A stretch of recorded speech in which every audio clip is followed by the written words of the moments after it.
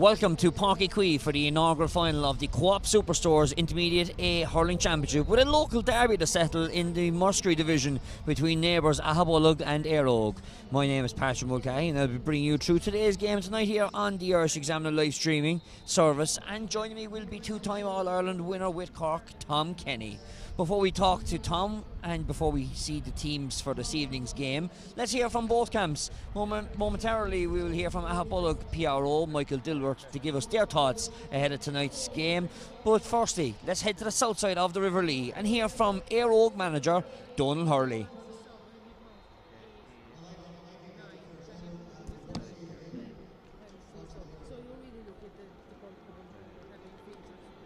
Arrived, especially after being promoted to Premier Senior Football for the first time in your history. That's right, Patrick. We're waiting. It's like waiting the long grass. We're waiting to just get the game over with now with the lads, because they're getting tired. The bodies are getting tired a small bit, but they're well up for this game now on Saturday. Well focused, which is good. Tell me about that semi-final. I suppose it's one of the historic games, really, because of the penalty shootout. It was the first ever penalty shootout under the auspices of the county board. Give our viewers a reminder of what happened on that famous day in September. Yeah, it was a great match. Stars came to all guns blazing towards us and really gave us a great game.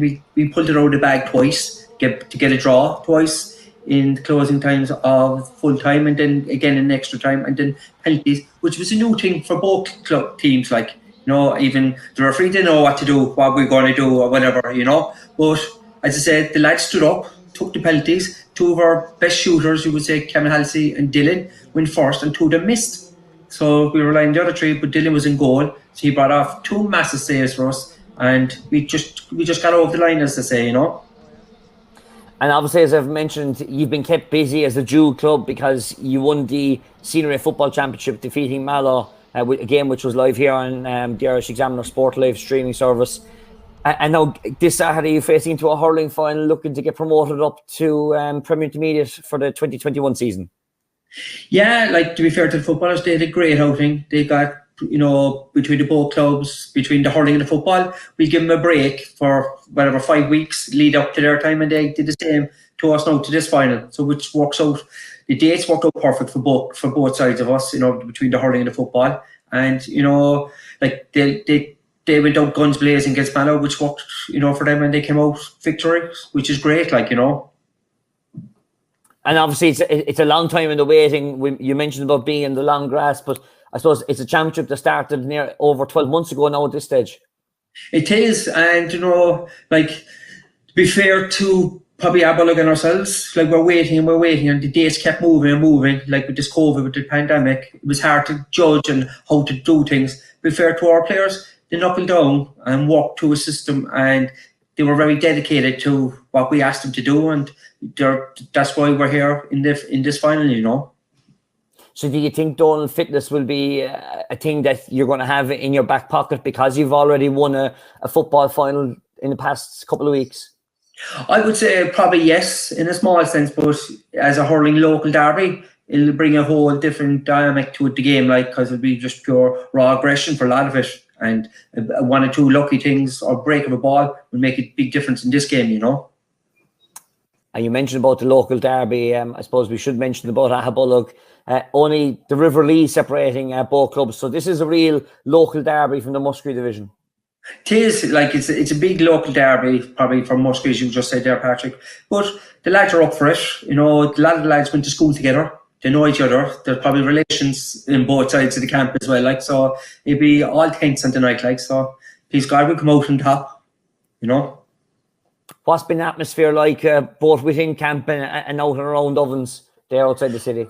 I'd say within the camp, we're probably calm and collective at the moment. It's probably getting itchy feet now leading up to the final. Now this week, fellas will get itchy and get nervous, but we'll control that as best we can. But the people around us, the older generation, I would say, they're always talking about local derbies when they were playing Aghabullogue, Ballincollig, or Clonov in big games. So it's a huge thing for the locals, as I would say. It's really the old generation. It's a big thing for them, which they're enjoying it, the buzz of it, being around the place, And I suppose that is the one thing with this game again, that there's only 500 people allowed to attend.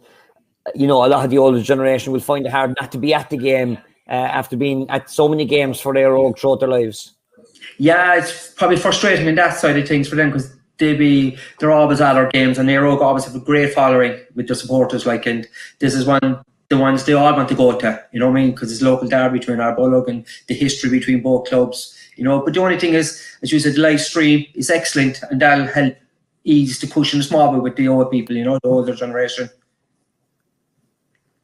So Páirc Uí Chaoimh now at 7 o'clock. Obviously, your bunch of players have already had an experience. Only 6 weeks ago at this stage. You're looking forward now to the ball being thrown in at 7 o'clock in the centre of the field. Oh yeah, we're looking forward. We just can't wait to get into the park and just give it a good shot and see what happens on the night. How would you say? Both teams are probably equal enough in certain things. The lads went to school. A lot of lads went to school over in Cork. They were played with each other over in Cork, so they would know each other in and out. And for us, it's just get on the grass now and see what we can deliver. And I think hopefully we deliver on the night. So I'm joined by Aghabullogue PRO Michael Dilworth now. And Michael, thanks very much for joining us. Very much a local derby, and we'll speak about that in a moment. But I suppose we're 10 months in the waiting for this final now, and it's been a long time. You've been waiting very much in the long grass for Eire. We have, Patrick. I suppose nobody envisaged last year that the championship wasn't finished. I think when we were playing the semi-final, we were looking forward to a final possibly the following week. The plug got pulled, and here we are. It's the same for everybody else. I think Eire played the same day as us. Look, it is what it is. It's unprecedented times, and we've had a bit of preparation, I suppose. So we're ready for it. We're ready for Saturday night, and we'll give it a good shot. And you lead nicely into my next question. How have been preparations out in Aghabullogue? Well, I suppose it's been difficult initially because the lads could do nothing for the first 6 months of the year or whatever. I used to see them running past the house here on the road and whatever else. I suppose the league campaign, ideally the league campaign came in first. We were worried the championship could be played early back in the first couple of weeks and that they'd have no preparation or whatever. So we've had 5 championship games, or 5 league games. We played Glen Rovers, St. Finbarrs, we had Newcestown, we had Middleton and Russell Rovers in the final. So we won the league, so it was good preparation. We had 5 good games with the league final last Saturday against Russell Rovers. So we're here and we're ready to go. And just speak about last year's knockout games. You defeated Mayfield by 2 points in the quarter-final, and you defeated Kildallery in the semi-final by 9 points, I think it was.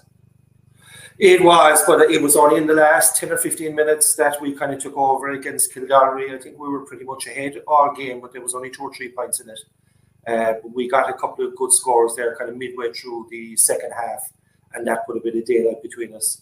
Against Mayfield, we were quite lucky. That was a very, very tight game.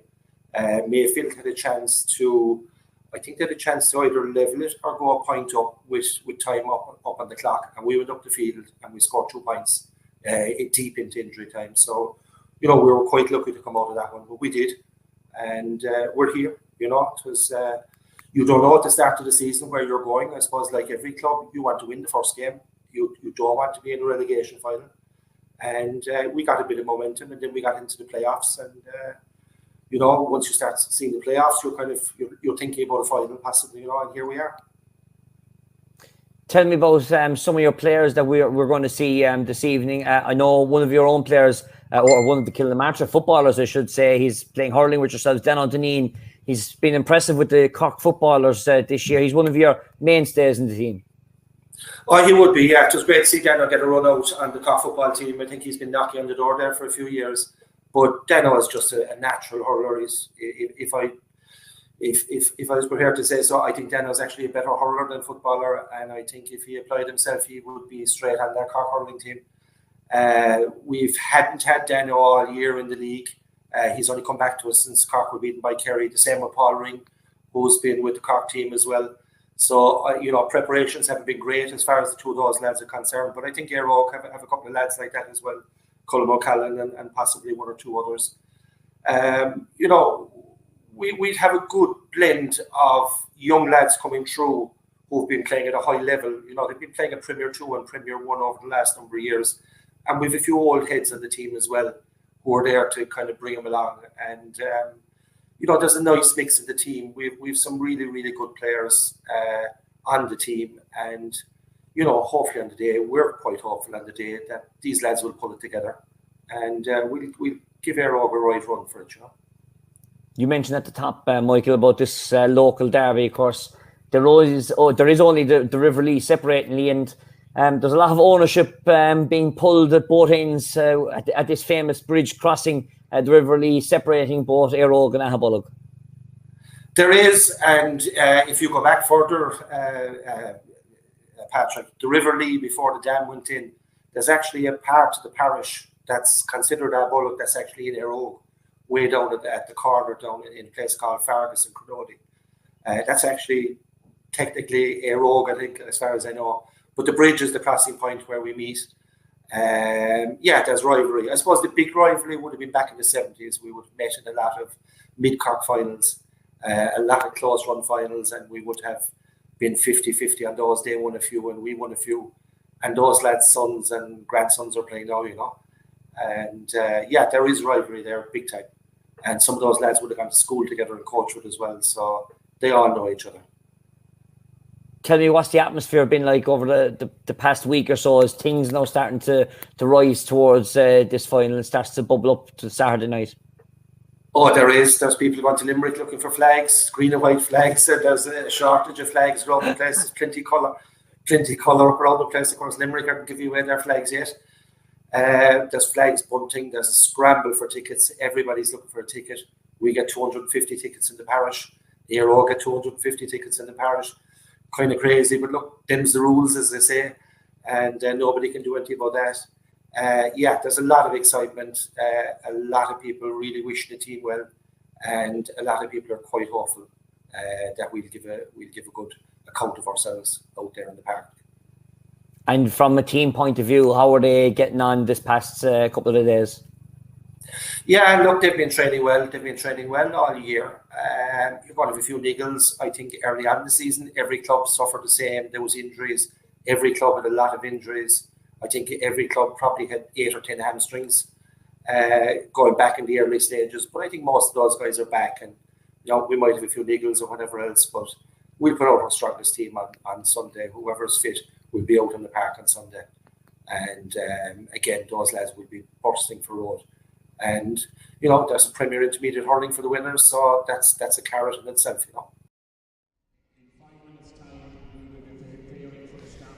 Thanks very much to Donal Hurley and to Michael Dilworth, who we caught up with during the week. And let's say a very good afternoon and good evening, in fact, a very breezy evening here in Páirc Uí Chaoimh. And very warm welcome to two-time All-Ireland winner Tom Kenny. And Tom, thanks very much for joining us this evening.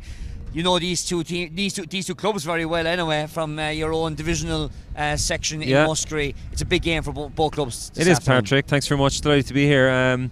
I suppose it's a big night for the Muskerry division, in two teams contesting the Intermediate A final. There'll be two bordering clubs. I'm not sure whether there'll be fierce rivals as such, but there's not too much land between them.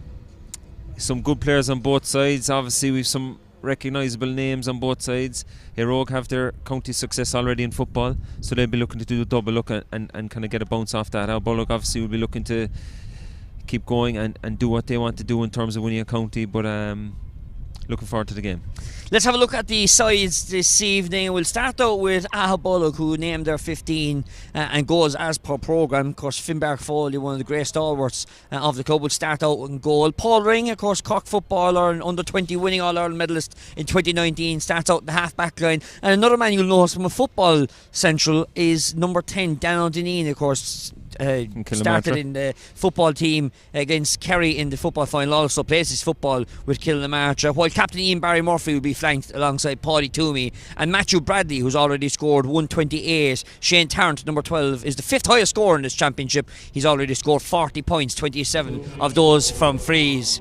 As for Eire, 9 of the team who faced Mallow start tonight. Of course, when they won the Senior A Football Championship, Dylan Desmond plays his hurling with UCC also, was famous on the Irish Examiner live stream last year when winning against Imokilly in that divisional section. Conor McGoldrick, cornerback, was the under-20 hurling cornerback a couple of weeks ago, or football cornerback I should say. Of course he's a nephew of Brian Lohan. Ronan O'Toole and Darren McCarthy will hold the middle of the field, while an interesting forward line of Colm O'Callaghan, Daniel Gooley and Kieran Sheehan, 3 footballers starring in the front 6 for Eire this evening. Just to give scan your eye over those, Tom, those 2 teams for this evening. Yeah, and as I said, look, there's some recognisable names on both sides. If you start with the Eire side, as you said, your full forward line there, Daniel, Kieran and Lar Considine. You said a lot of footballers in that line, but at the same time across the Eire team there's a lot of footballers. You've Colm O'Callaghan as well, Ronan O'Toole, and Dylan Desmond in goal. I suppose he's been a UCC stalwart over the years in terms of intermediate and Fitzgibbons and county championship last year with us, so they'll be looking to add another medal to their collection. And you go to the Aghabullogue side then, as you said, 2 recognisable names, Paul Ring and Daniel O'Dineen, but you've Shane Tarrant and Magic Bradley as well. There are three big names there in the forwards that seem to be the scorers in chief for Aghabullogue. So again, that's what they'll be looking from those 3 lads today, to clock up the scores from play and to go from there. Absolutely indeed, and of course they have to go without the services of Owen O'Shea as well. Of course, who had a surgery on his hamstring only a couple of weeks ago.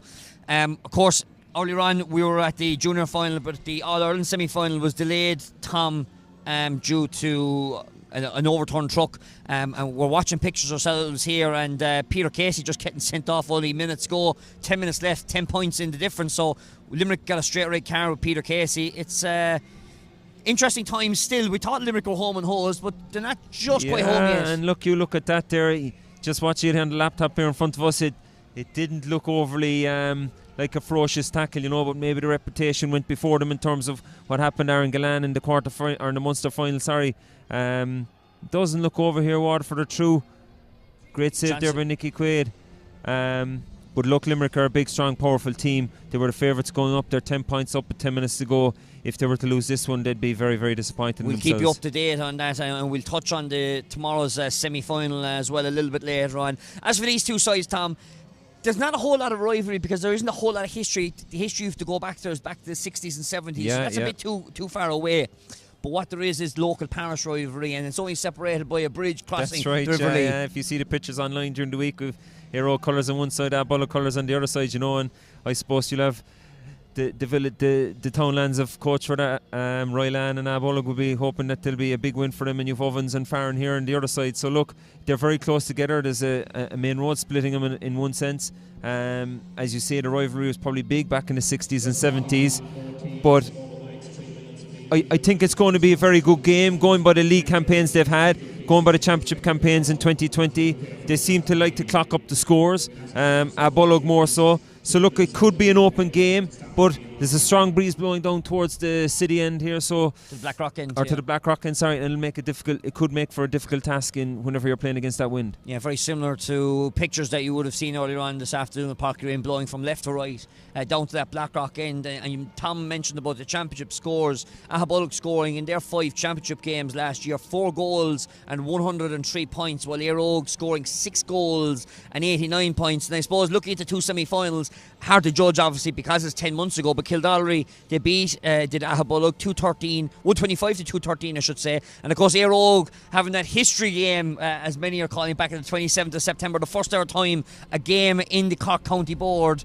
went to penalties, and they won that 2 goals to nil. And famously enough, actually, Dylan Desmond missed his penalty and saved 3 more. That's right. Pity wasn't on the Flower Lodge for it, I suppose. 2-0 I think Eire won in the penalty shootout, but yeah, you're right. Look, they've clocked up big scores. Any team playing with the wind here tonight could have an advantage in terms of getting a score, especially in the first half. It's a difficult one in hurling, whether to go with the wind or against the wind, because the tendency when you play the game is that when you're with the wind, you could be out in the half back line midfield, and your kind of emotion takes over and you say, I'll go for a shot here with the wind, when the best thing is just to play the game as you'd normally play it, We look through the teams, there's a great mix of youth and experience. I suppose looking from an Eire point of view, when you've got the likes of Daniel Gooley and Kieran Sheehan back in the club full time, it must have a big effect on the Ovens club. Yeah, huge. And you look at Kevin Hallisey there as well. He's got fierce experience there as well. So, but Daniel and Kieran have been, I suppose I know Kieran was out in Australia for a good number of years, but these lads were a club for a good number of years and winning minor counties and, you know, underage counties and going on to win junior county. I think they won the junior football back in 2008 it was, you know, and gone on to win a lot of titles since in football. But those guys probably were the heroes to a lot of the younger lads in Eire and Ovens at the time, all those years ago, and they're probably playing with them now. So they'll be looking for a big performance from them. I suppose Kieran is carrying injuries. I don't know how long more he's left playing, but if this was to be his last game, he'd love to go out in a victory. But you'd imagine we're well into 2021 now, so he might play the 2021 championship as well, you know. Yeah, we're a long way into that indeed. Our referee this evening is Brian Murphy of Carrytool. He's flanked by Joe Coppinger of Middleton and Breen Canary, actually, who done from Crosshaven, who done the Senior A football final when Eire defeated Mallow here 213 to 1-7 over 6 weeks ago now at this stage. So Eire looking to have a famous double written on the cards for the 2020 season. They're playing Premier Senior football in the 2021 campaign. They're looking to make it up to the third level of hurling campaign. But for the moment, it's here, the Intermediate A hurling final, as we pause for our national anthem.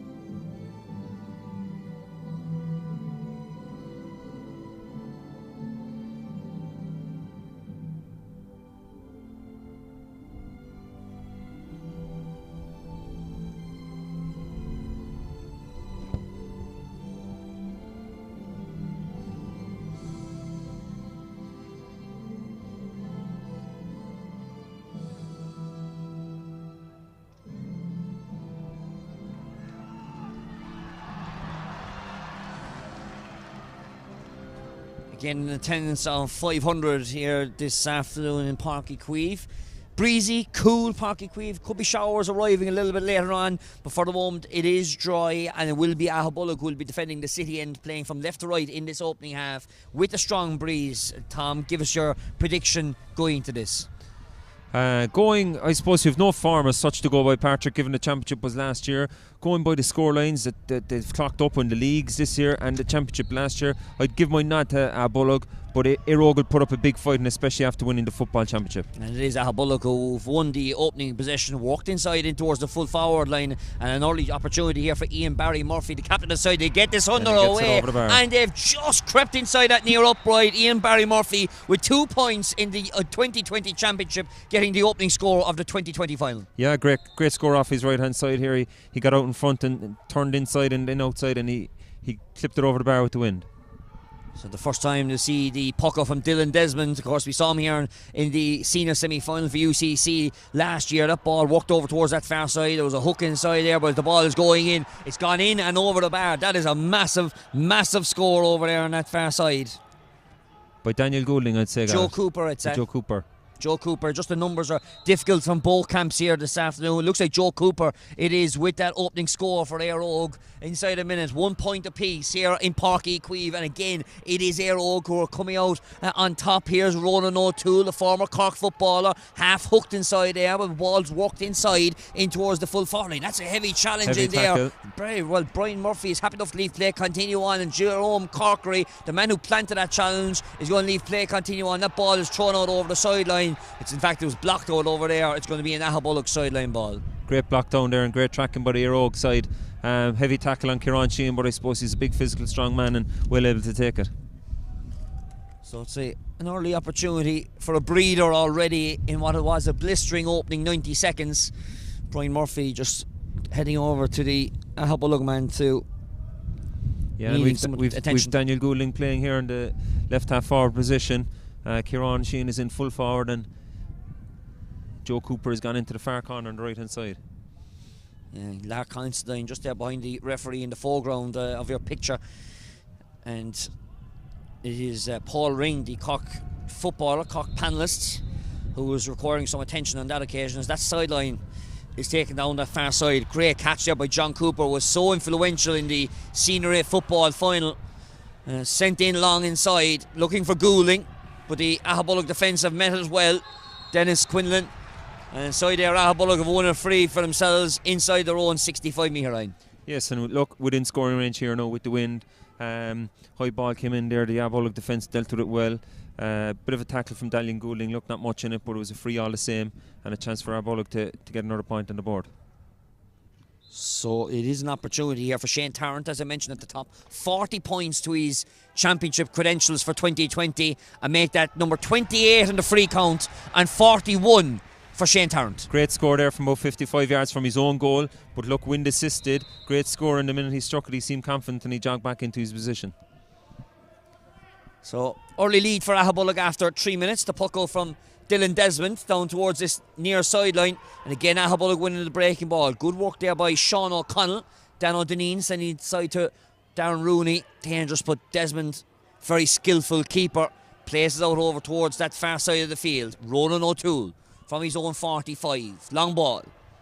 Walking up inside, and again breaking ball. Aghabullogue look at it, maybe tried to keep it to the floor. Great tackle inside there. And play continues on. Paul Ring through his booty. He was brave inside there. And here's Sean Fury, but Fury's been turned over, and it's a chance for Eire to try and set up a score. Well, it's a bit fiddly at the minute, but they still are in possession. Kevin Hallisey walking this ball across. The wind is going to hold it up. It's going to land inside the middle of the parallelogram. Ball still inside there, and doing very well. Finbar Foley to knock it out over towards that far side. Over towards Daniel Goulding. Goulding with the shot. 2 goals to his name this year in championship. He's got his own first point to level the game for the second time. Yeah, and he drifted across the field there, looked to the right half forward into the corner, picked up a loose play. Dangerous ball came in that was held up in the wind. Finbar Foley dealt with it just towards the end, and Daniel picked up the break and slotted it over. Puck out over towards that far side, and this time it is Eire, or Aghabullogue I should say, who've gone in on the breaking inside. They're walking inside in for a score. Inside there is Matthew Bradley, and Bradley gets that ball in and over the bar. Daniel Deneen got that one. Daniel Deneen, sorry, it is. Numbers are quite difficult here, Tom, but it is Daniel Deneen, made a bursting run through the heart of the fence. Yeah, look, and I think he showed the danger that he has there, and the minute he picked it up, he was on his bike and he was gone, and if there's space in that defence, I'll imagine he'll keep going through at any opportunity he can. Puck out from Desmond down towards this near sideline as they walked up there from Kevin Hallisey, looking for Kieran Sheehan. Tried to play a boot inside there, but the referee leaving play continue on. Niall Barry Murphy picking up the crumbs as we switch towards the Blackrock end. Ian Barry Murphy breaking onto the ball. Is there a chance there for the captain to get his second score of the game? He came into the game with 2 points to his credentials. He's got 2 points already in this final. He has, and it started with Aidan Barry Murphy back full back. He put a great tackle in on Kieran Sheehan and dispossessed him, and they got it up the field straight into Ian Barry Murphy and over the bar. So it's Aghabullogue who leading 4 points to 2. Dan O'Deneen was caught out on that occasion as there's a ruck ensuing for the first time here in Páirc Uí Chaoimh this afternoon, and of course earlier on Liz Gould winning the Cork Junior A Hurling Championship, as we've seen a little bit earlier on live here on the Examiner live stream, as the Aghabullogue have won this breaking ball. They're trying to walk it inside. Here is the full forward, Paddy Toomey, just failed to pick it up on the first occasion from the 13, walks it outside, but numbers there for Eire have turned over possession, and a chance here now. Dermot Hurley through the lines they're going. Dermot Deneen was caught there by his own man, by friendly fire Darren McCarthy, but Deneen's done very well. There was a foul, a pull of the jersey on the Eire defender. Is going to be a free out. Yeah, Dermot Deneen probably got a bit lucky there. Look, I think Roland O'Toole got in his way. Small bit lax clearing the ball up the field there. They had a chance to get rid of it, but they're playing, trying to keep the ball, keep possession and work it up the field. You can see what Aghabullogue are trying to do down here at the Blackrock end. They're keeping 30-40 yards of space between them and the full forward line and getting the ball in there as quick as they can. Here's Dylan Desmond switching the play, finding a spare man over on that far side. It's a great ball to find out over there as the John Cooper, I think. John Cooper has walked around the outside, but that goes to the right hand side and wide for the first wide of this game. As the referee says that puck was miles too quick for his liking. He wasn't ready to take that. That goes down as a wide for Eire. So numbers just a small bit on the difficult side here, Tom, to pick out. Small bit. The white numbers and the Eire jerseys are difficult to see. Here's the puck out from Finbar Foley down the centre of Páirc Queeve. Breaking onto it, Matthew Bradley off the left hand side. This wind is going to pick it up all the way. It's gone in and over the bar. Score. And the strength of that wind, when he struck the first, Tom, it looked like it was going to shot, but so strong the wind, it's carrying it. And he was under pressure from the defender. Defender got good time on him, a good block, but that wind carried that ball over the bar. As you say, it didn't look like it was going anywhere when he left this early. Here's the puck out from Dylan Desmond down towards this near side. Well blocked down there, but it's Eire have won it on this occasion through Dara McCarthy. Offloading to Diarmuid Dineen and working it inside. Through the lines, Colin O'Callaghan. Here's John Cooper. Long shot, Cooper going all the way in over the bar. Cooper, he was so influential in the football final. He's starting to put a foot stamp on this game. They lead by, or the Aghabullogue lead by 2. Big score and a lot more efficient there with the ball. Worked it out, got it to John Cooper in the middle of the field and got it over the bar. So they're picking up their intensity a small bit. Long puck out here once again from Finbar Foley down the centre of the park. Breaking ball won by Dano Dineen. He's got pace, he's got skill, he's got tenacity, he's got resilience, and he's got the score. Great score again. Picked it up a break, cut inside, and he actually could have kept going, Patrick, but he took his score, and they're 6 points to 3 up after 8 minutes. Co-op Superstores Cork Intermediate A Hurling Championship live on the Irish Examiner live stream once again, and we'll have more county finals to bring you, plus the 2021 County Championship over the coming weeks and months. Do stay tuned to irishexaminer.com/sport for more information. As this ball's walked in towards the centre of the park, there's a high tackle in there on Sean O'Connell. Play continues on, switch down towards this near sideline. It's a chance now maybe for Colin O'Callaghan to get in on the act. He's turned over that ball, pops it off out to Diarmuid Dineen, looks for the 1-2 back. Colin O'Callaghan showing pace, going through the heart of this Aghabullogue defence. But the Aghabullogue man, Diarmuid Dineen's been turned over there by Paul Ring. Good touch there from Ian Barry Murphy, looking to try and help his man. Here's Matthew Bradley from his own 65. Long ball, going a long way in. But it's the first Aghabullogue wide of the evening.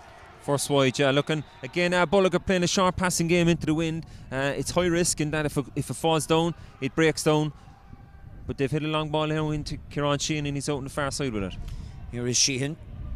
30 yards off from goal, off the left hand side. Wouldn't be a renowned hurling player. What a score from the Cork former footballer. Unbelievable score from Kieran Sheehan. Great score out by the sideline. Looking, it was probably the first ball that he got a bit of space and it went straight into him, so maybe that's a template they could try a bit more in the first half, because the ball breaks down sometimes when they're around the middle of the field.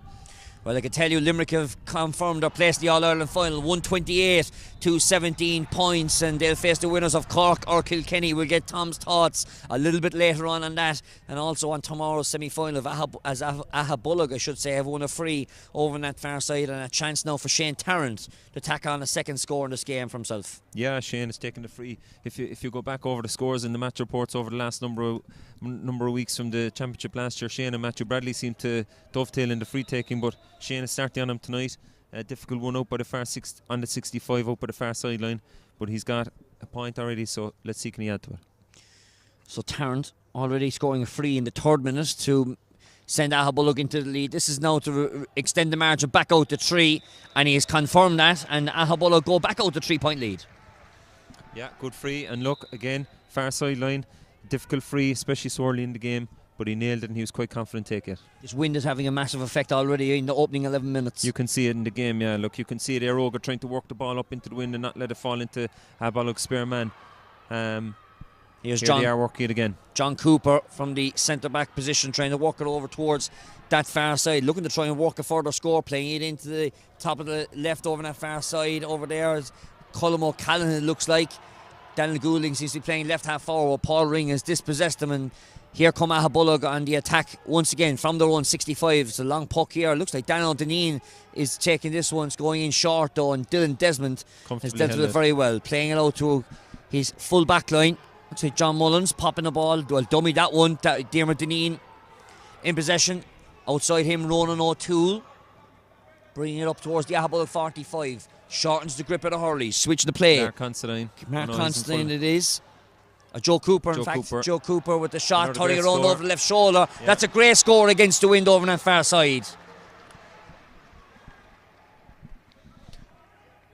Great score there from Joe Cooper. Look, their handling is getting a bit better. They seem to be the odd few occasions, with the hand passing and the stick work seems to be just a small bit off. They need to be a bit more wristy and a bit more sharp in the striking, and that was a good score again. They're only 2 points down. Here's Finbar Foley down the centre, was blocked on that occasion. Great blocking there though by Paddy Toomey as the Eire man tried to pull on the ball. That's a loose hurley there by Sean O'Connell. Too high on that occasion for Brian Murphy's liking. It's a free for Eire against the wind. Yeah, probably look a disappointing free from a Aghabullogue perspective to give away there. He could have easily stood up to challenge, got a flick in or stood up Daniel when he got the ball. Free here now for Kevin Hallisey on his own 65 into the wind. Long way to go, but I think he's aiming it up. Hallisey from his own 65. Strong breeze, as was at the junior final.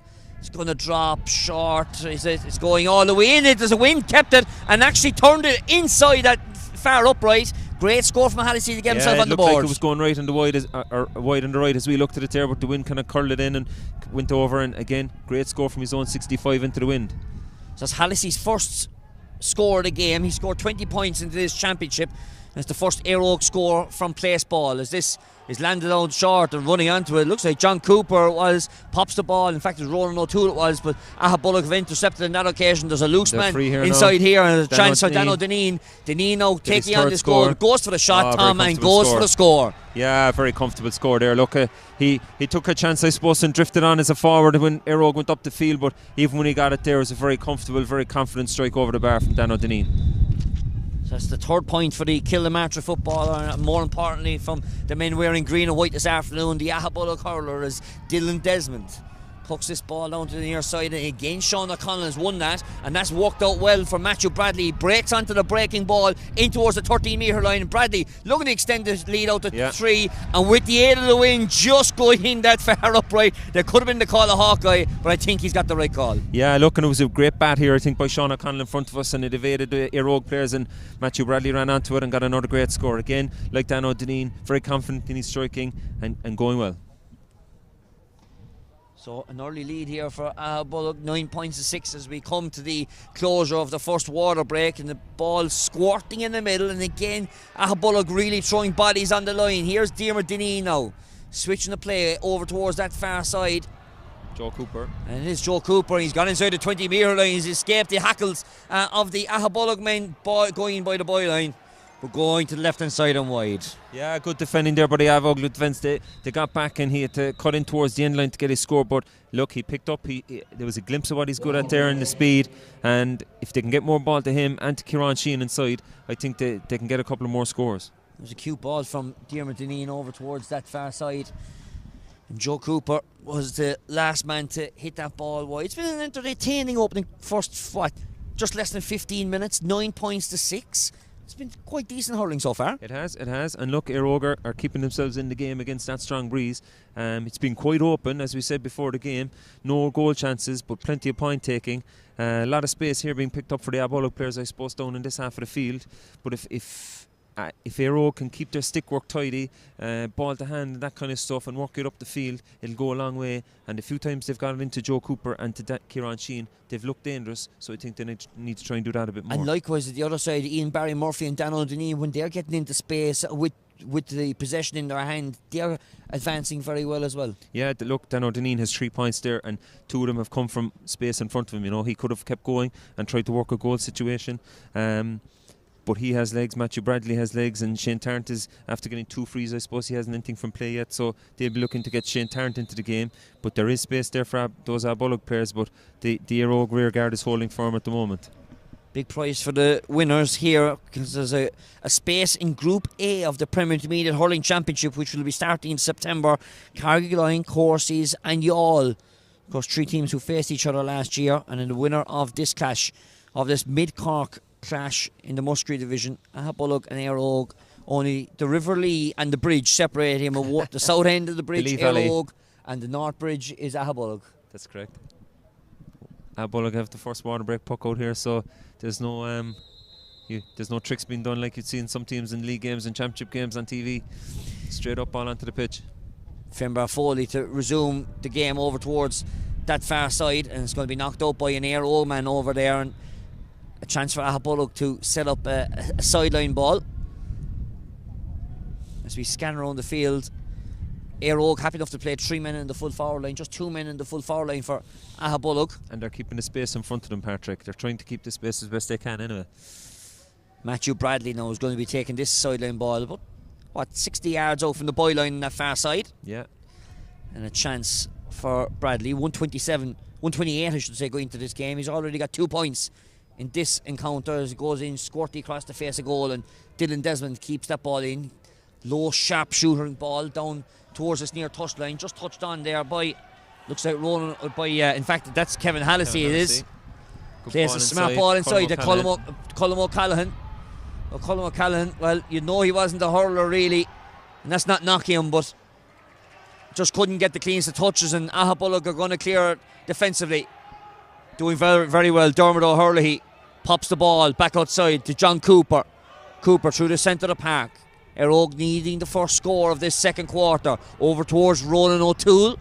Being closely marshalled there by Dan O'Donnell. The two footballers harrying each other. O'Toole lay tackle on him. Here is another footballer, Kieran Sheehan, over the left hand shoulder. Just turning too much to the left hand side and wide. Yeah, looking like Kevin Hallisey's free. The wind brought in Kevin Hallisey's free a while ago. That ball was probably looking to sail over the bar, but the wind caught it and kept it wide. But again, look, another shot from Kieran, and very, very, very, very close in it. So again, get the ball into Kieran Sheehan there, and he seems to be doing a bit of damage. Finbar Foley thought about going short, but this time he goes long up the line. And again, Aghabullogue just trying to scoop it along up the line through Sean Fury. And I think that's the one trait with Aghabullogue from what we're seeing is that they're trying to keep it on the floor. They're much better and much harder working in the rucks. They seem to be at the moment, and any ball they get, they seem to be letting it in that bit snappier. They seem to be getting it into Matthew Bradley, into Shane Tarrant, and into Dan O'Donnell. Eire need to work the ball up the field with that wind, but at the same time they're getting it up the field, and they just need to be a bit more crisp in their striking. Chance here now for John Cooper from the sideline, sending it up the horses near the sideline, and well, there could have been a foul given there, but the referee is happy enough to leave play continue on. Chance for Sean Fury now, pops that ball, but he popped it out to a Eire man. That's Colm O'Callaghan using the short stick work. That stick was really too short, got in there in the act with Paul Ring, cleared out there by Sean Fury, only 20 yards up the field, but Aghabullogue looking, trying to work it through the lines despite playing with the wind. Ian Barry Murphy, this is just turning to the right hand side and wide for 2 wides apiece in this game now. Tailed off there towards the end. It looked like it was going over. He was out by the sideline here, but the wind caught it and tailed it off. But again, look, Eire broke down an attack there with Colm O'Callaghan. Aghabullogue broke down an attack on Colm O'Callaghan, so Eire need to get him more into the game and get him motoring. Puck up from Dylan Desmond over towards that far side. Great tackle there. Great touch by Matthew Bradley to knock that ball away, and he's gone on his bike once again. Takes a bounce of the ball to settle himself. Didn't get a clean strike though, and it's a chance for Diarmuid Dineen to help back his keeper. As Eire now looking to try and work it out defensively. John Mullins is outside here. He gets it out to Mullins. Sends it along in towards the full forward line. Kieran Sheehan is inside there, but just got a hand to it, not enough on it, and it's going to be cleared out by Aghabullogue. Aghabullogue, the more efficient team in the opening 18 3/4 minutes so far. Long ball inside, great, well read there by Fionn O'Rourke, and a chance for John Cooper to set off on another Eire counter attack. Does well on a dummy. Another long ball, one-on-one situation inside. Well, you could call it what you will. He's got the ball inside as Daniel Goulding. Goulding, has he been taken down? Is it an aggressive foul? It is, and it is going to be a penalty. A penalty awarded by the Carrytool referee. Yeah, looking great work down here by Diarmuid Dineen and John Mullins in the first place. I know the ball came to naught after, but it was worked up the field, and John Cooper let a great ball in. Kieran Sheehan and Daniel Goulding had switched positions for a few minutes. Daniel used his years of experience in winning the ball out in front and making sure that he held off the tackle to win a penalty. Yeah, so it was a penalty, alright. So he was brought to the ground. Compared to what we saw earlier on in the junior, of course, only that is a pull of the jersey is only it's not an aggressive foul. Well, you could talk to him in a way. He's going to be getting a yellow card for pulling the man to the ground. But as I was mentioning, the junior final, it was quite clear that it was just a pull of the jersey, which isn't aggressive foul, but for pulling the man down inside the big parallelogram, that is an aggressive foul, and that is a penalty inside the big parallelogram. Of course, all fouls inside the square, small square that is, would be. Well worked by penalty. Daniel Goulding and Kieran Sheehan there to change positions. You know, it's probably something they worked on in training for Daniel to drift in, and Johnny Cooper spotted it there, and a great ball into him. So good time for Eire to pick up a penalty, and it's a chance. Looks like for Kevin Hallisey against Finbar Foley. Hallisey with the shot, saved by save. Foley. He was blind to it, and a great secondary tackle from the Aghabullogue defence, and they've got a chance to clear their lines. Great save there. It was probably a perfect tie for Finbar Foley, but it was still good power on the strike, but a great save. And could they turn a 4-point turnaround here? Fury sending this ball into the corner. Is there a chance of a score for Aghabullogue? Would be a massive turnaround if they get it. They will do it, and it's the 4th point of the afternoon for Dan O'Deneen. Yeah, big movement there, I suppose, from the save from Finbar Foley, and they picked up the break. Aghabullogue worked it down the field. Dan O'Deneen again drifted inside behind the cover and picked off an easy score for himself. Now, what are Eire, what's their character going to be like for the next 10 minutes or so? This crossfield ball over towards the far side is going to work out for Paddy Toomey. Toomey with the shot, and Toomey, who already got a goal in this championship against Kildallery, he's got a second goal to his name, or second point I should say. Yeah, great score again there by Paddy Toomey. Look, he the minute he left his hurley, he was pumping and fisting the air, so he knew it was over. But look, the penalty save seemed to have vitalised Aghabullogue there for a couple of minutes. They went from 3 points up to 5 points up, and they're going well now so far. Yeah, beautiful crossfield ball over towards that far side, and Paddy Toomey getting that last score. Some attention coming out for Dermot O'Hurley. Just a pause and play for the moment, and O'Hurley just not happy with that left boot at this moment. Eire will be disappointed there, I suppose, at the penalty. It was a well-struck penalty in terms of strength, but probably at the right height for Finbar Foley. He was half debating going to his left, but he just stopped at the last second and saved it on his right-hand side. And crucially, he had to get the Hurley back across to the other side. He was on the left-hand side. He had to swap back across. I'm sure we'll get a look at that at half-time. As this puck from Desmond. What a feeling catch from Colm O'Callaghan. Brilliant stuff from the Eire wing forward, but again, some heavy hitting, some physical tackles going in here, and well taken by Michael Dennehy.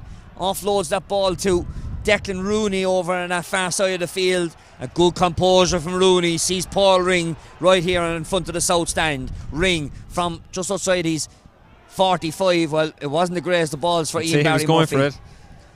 Going for the score might have been indeed, as Dermot O'Hurley sets off another attack for Eire. Here's John Cooper through the centre of the park, looking to try and get these Eire forwards involved, but that was a poor ball there from Lark Constantine.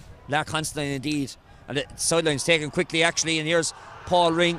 Ring has knocked this ball out over the sideline. It was a good hit there by Kevin Hallisey. He was looking for the free, but it was a good shoulder, and it was a good shoulder as well here. There's Aghabullogue working very hard, in fairness to them, from the midfield back and trying to crowd out the Eire space.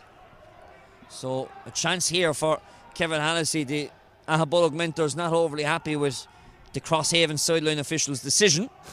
It did look like the ball did cross the line. Yeah, he hit him a good shoulder. He slipped out over the line. He tried to keep it in with his hand, but the ball did go over the line. Great cut inside here from Hallisey in towards the edge of the parallelogram, but dealt with by the Aghabullogue defence. And once again, Niall Barry Murphy there walking from centre back, walking to Matthew Bradley. And here's Aghabullogue's captain Ian Barry Murphy, but he just fell over the top of the ball, and play continues on. Yeah, look, they were looking for a free there, but he had actually missed the ball in the first instance, so play was going on. Paddy Toomey back there working, but Ian Barry Murphy was out of position in that stage, and John Cooper now with possession, switching the play down towards this near sideline. Great catch inside here by Kieran Sheehan, the former Carlton star, the Cork footballer. He's walking inside looking for the de-exclusion zone, kicked it across to face a goal and goes right and wide, and that will go down as a half-goal opportunity. Yeah, lucky not to get a free, and I thought his hurley was being slightly held. Great hands in the air again, but you can see here, look, Aghabullogue have only 2 or 3 inside the opposition 45. They're really working hard to try and keep the game in play out here. As this puck goes underneath us from Finbar Foley, a chance for Darren McCarthy to win possession, gets the break of the ball, walking through the lines, and here's Hallisey over the right hand shoulder, trying to turn it to the right hand side, but that wind held it out left and wide. It did, yeah, and look, they're getting the ball to a certain point there, to about the 45 yard, and the Aghabullogue defence, but they need to be a bit more clinical, especially into the wind. They need to get a couple of scores here on the board before half time. Paul Ring getting a short puck out, sending it into the top of the left. Ian Barry Murphy trying to mark off John Mullins, but it's Mullins who has won the ball on that occasion. Plays it back to the keeper, Dylan Desmond. Good composure from the Eire and UCC keeper. Here's Dermot Dineen from the 65. Switch the play, sending it up the corner for Kieran Sheehan, who's been double marshalled. Great hit inside there from Niall Barry Murphy, but that ball has gone out from the stick of Barry Murphy, and a chance now for Kieran Sheehan inside the 13-metre line. Can you work something from the training park? Hopefully. Look, that was I suppose Kieran was out in front over there, but it was right into the corner, you know. And I suppose the one thing that's evident is when the ball is going into the full forward line in Eire for Lar Considine, for Kieran Sheehan, or for Daniel if he drifts in, that there doesn't seem to be much support coming back up. Aghabullogue are picking up a lot of the break, so if they're hitting the ball in, they need to get a bit of support up there to help him. Beautiful sideline ball, but just whether he was playing it across or going for the score, Joe Cooper sending it across the face of goal, and that's Eire's fourth wide in this game. And an Eire substitution here.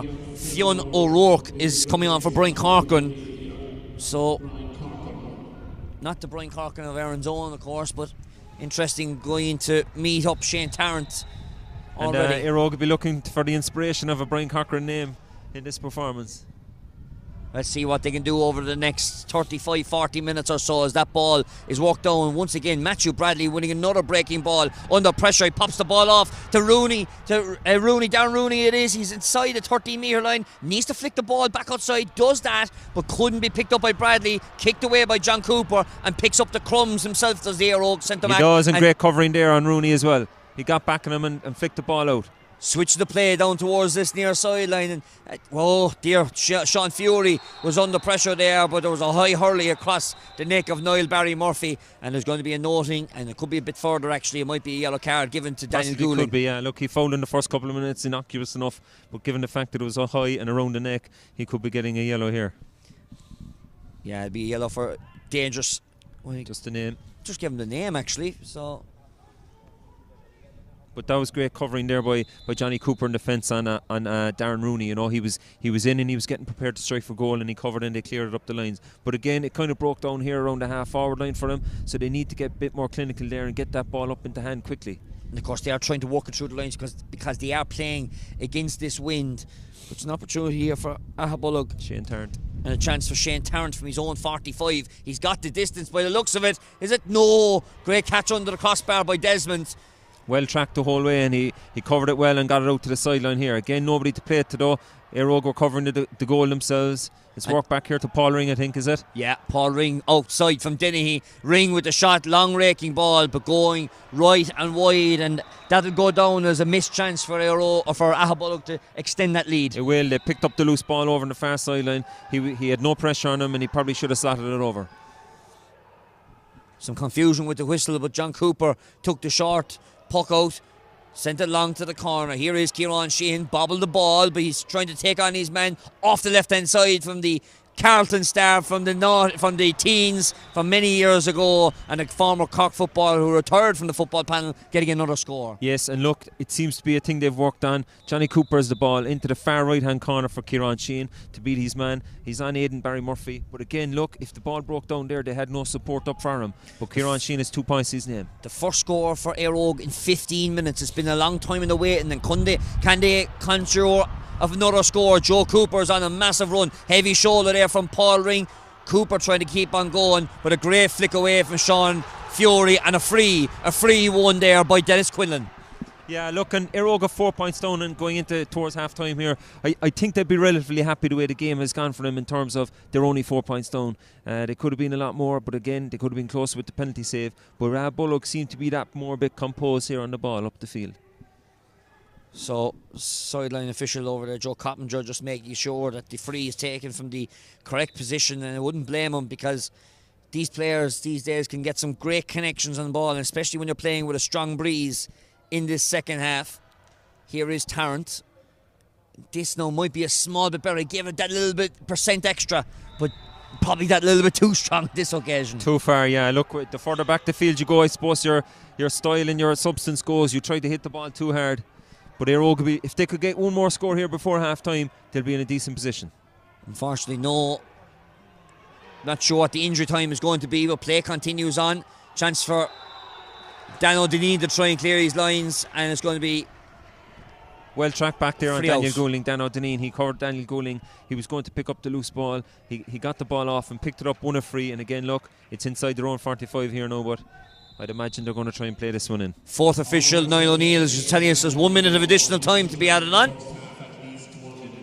Free taken by Niall Barry Murphy. Switch it to the far side. Can Aghabullogue get one more score? Well, this could be one from the training park from Matthew Bradley, and they've done that. A well-worked score from the training park. Very good score here, and a very, very, very good ball hit over there by Niall Barry Murphy off to the far sideline.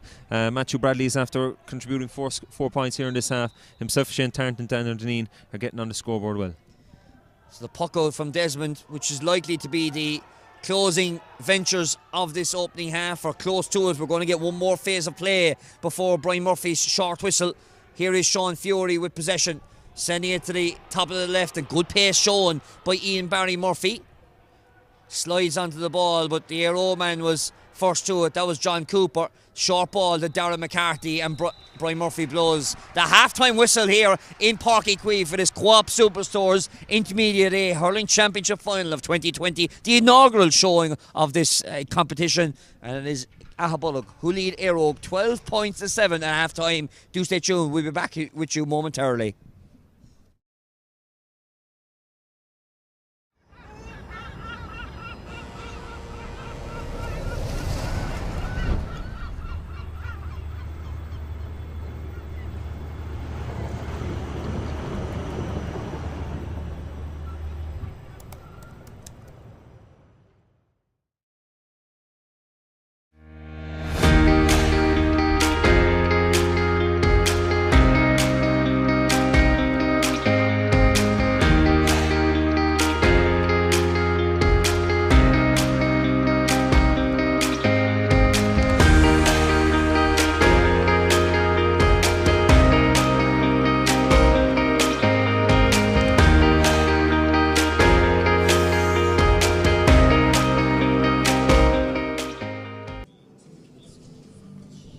An entertaining opening 30 minutes in this Cork Intermediate A Hurling Championship, as Aghabullogue are leading at half-time against Eire 12 points to 7 in this must-read local derby. Tom Kenny is joining us on co-commentary this evening. Tom, a very entertaining opening 30 minutes. Very entertaining, yeah. Look, we spoke about it before the game, Patrick, that we thought it might be a bit of an open game, and that's what's transpired. I suppose the wind is having a big effect on how Eire had to play there in the first half. But at the first water break, it was 9 points to 6 to Aghabullogue, and Eire only scored a point in the latter 16 minutes, you know. So Aghabullogue have kept the scoreboard ticking over. The penalty save, I suppose, could be a big moment in the game. And that was a great save by Finbar Foley, and they went down and scored, got a point. Then Aghabullogue got a point. They got 2 points actually. They won the puck out as well, and they got another point. So that was a big turnaround for them. A very entertaining game. I'd like to think that the Eire boys would like to get a bit more out of themselves here, midfield, half forward, in terms of how to get the ball played. They'd probably look to play the ball in more to Kieran Sheehan and Lark Considine inside. But I suppose Lark Considine especially needs to take on his man a bit more, like Ian Barry Murphy is doing, like Matthew Bradley is doing, and like Dan O'Deneen are doing it for Aghabullogue. Both teams went toe-to-toe in the opening 4 minutes, 2 points apiece. But like Aghabullogue then, say from the 5th minute out to the end of that water break, going 7 points to 4, which was a big difference closing out that water break. That's really the separating of the sides, albeit the penalty decision is in the mix of that as well. It is. Looking up to the first water break, you know, it was thereabouts, you know, it was 7-5, 7-6. Then Aghabullogue got a strangling hold on the game. They went to 8-6, 9-6, and then the penalty save came in I think it was after the first water break, wasn't it? But Aghabullogue seemed to respond better. They got 3 scores. They limited Eire to a point in that second 15 minutes. And they seem to be on top. They seem to be working very, very hard in their half-back line. But again, the conditions will dictate how the game is going to be played in the second half. It's going to be a different half now, this half for Aghabullogue. There'll be a lot more ball down the top of their defence, and I'd imagine there'll be even more space up here in the Eire defence. Yes, let's have a look at the 2 big decisions then of the opening half. We'll start off with the penalty decision itself. Is the penalty the right call, Tom? It is. Daniel Goulding got out in front there, look, and I think it was Aidan Barry Murphy was kind of caught on the wrong side, and he couldn't do much apart from try to hold him up, and Daniel being an experienced defender, knew what to do and knew how to win a penalty, and it was a penalty. It was clear cut in my mind. And let's see the strike here now. And the penalty itself then from Hallisey, in fairness to Finbar Foley, he was actually walking left with the boss on his left hand side, and he struck it across. He was like Bruce Grobler. He was dancing across the line. He was all the way over to his right. He was going over to his left, stopped at the last second, and look, you can even see when he saved it, the hurley was knocked out of his hand, and he actually didn't know where the ball went. And he did well, even though going left, he did well to get the boss across to that far side. And was it Colm O'Callaghan was coming in for the rebound there? Yeah, and it was knocked away by the Aghabullogue defence. Yeah, knocked away there by Barry Niall Murphy got in and got a great flick, and it was picked up there by Aidan Barry Murphy, I think, to clear down the field, and they got a point out of it. So look, that was a big 4-point run run at that juncture. It was. Look, great save. You could argue there was an element of fortune on it. That if he had taken one more step to the left, there was a penalty on the other side. Kevin Hallisey probably be a bit disappointed in the strike, in that it probably either wasn't a bit higher or a bit lower to get past the keeper. Owen Shea is a big loss for Eire in the middle of the field. I know they're without him with 5 weeks since the football final, but like you could just see the structure midfield. Ron O'Toole's doing fine, but if Owen was in there, they'd have a bit more structure to it. He is a big loss. Look, and you could argue as well, look, that they played a football final, I suppose it's 2 months ago now, and you could say they're a small bit rusty here, but from reading up in their league games, they've picked it up again after that championship win, but I think just their handling out here around the middle of the field, they need to get it a bit more crisper. With the win now, obviously, if they can get space and get shots off, eat into this lead, bit by bit, they don't have to go for the juggler straight away, that they could find themselves back into the game very quickly. And I think you touched on it there with the league games. Obviously, it's very hard to read because guys don't know what teams you're playing. But Aghabullogue's form, I suppose, isn't too bad. And they got to the league final, I think it was in Division 7 they were in, beaten by Russell Rovers, which is no bad. They beat Russell Rovers, which is no bad feat to get either. No, and if you look at their scores in the league, Patrick, look, they clocked up 6-17, 1-14, 1-20, 18 points against Middleton, and 4-12 against Russell Rovers, so, and even though they didn't win the league, they'll be delighted that they got 5 good games there out of the league campaign, Aghabullogue Eire on the other side, they won 1 and lost 2, lost against Blackrock and Kilbrittain, beat Aghada, but at the same time, I suppose they clocked up 22 points against Aghada, they clocked up 17 points against Kilbrittain, so they'll need to get up around that range to have any say in this game when it edges towards the final whistle. Obviously, in the second half, benches are going to be crucial here, and as we look down through the 2 benches, we'll start with Aghabullogue, the likes of Luke Casey and John Buckley. Casey got 2 goals late in the championship last year. Buckley got 2 points to his name, so benches now are going to be crucial in this second half for both sides. Yeah, look, and Aghabullogue have seemed to use their bench over the course of the championship games, over their 2020 championship games, but at the moment, if you were to look out at the field, you'd say Aghabullogue, they're all putting their shoulder to the wheel and working hard and trying to do their bit for the team, but again, it's a modern game. Benches, it's not a 15-man game, it's not who starts the game, it's who finishes and how well can we finish the game.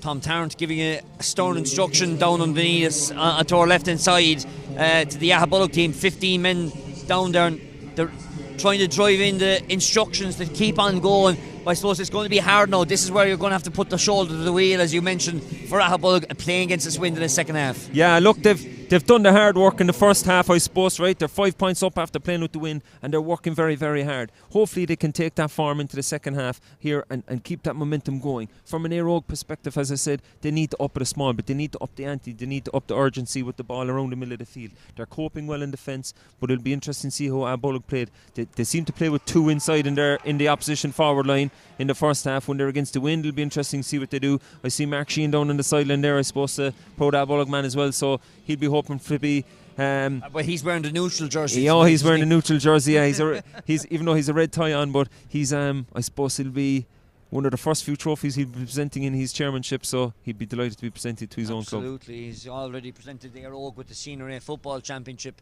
of course, and earlier on the Junior Championship, and last weekend, of course, not in agree with the Premier Intermediate Football Championship. So Mark has had a couple of busy months also with the inter-county teams, as teams get ready to get back into action, and Finbar Foley heading down with no helmet on him, and we're just waiting for Slitters to come out in the field. Looks like no changes for this second half, Tom. So is it a matter of Eire trying to keep that 3-man full forward line and have confidence in what you're doing, or do you try and create space inside there? I think their 3-man full forward line, or whoever's in there, seem to be getting out in front and getting that ball. It just needs to be out in the middle of the field, half forward line, half back line. Just a bit of urgency, quicker striking, faster striking, more efficiency. And then we're off. The second half of the Co-op Superstores Cork Intermediate A Hurling Championship final for 2020. The inaugural running of this competition is underway. First shot coming from Kieran Sheehan of Eire. There's a tussle for the possession of the ball. Finbar Foley was first out to it, didn't get the possession of it though, and he's still there with a fighting opportunity. Foley, he's been harried, hassled. There's a hook inside there from Sheehan as well. Foley dying with his boots on inside in the bottom of that ruck. Also inside there, Eire's corner forward Daniel Goulding.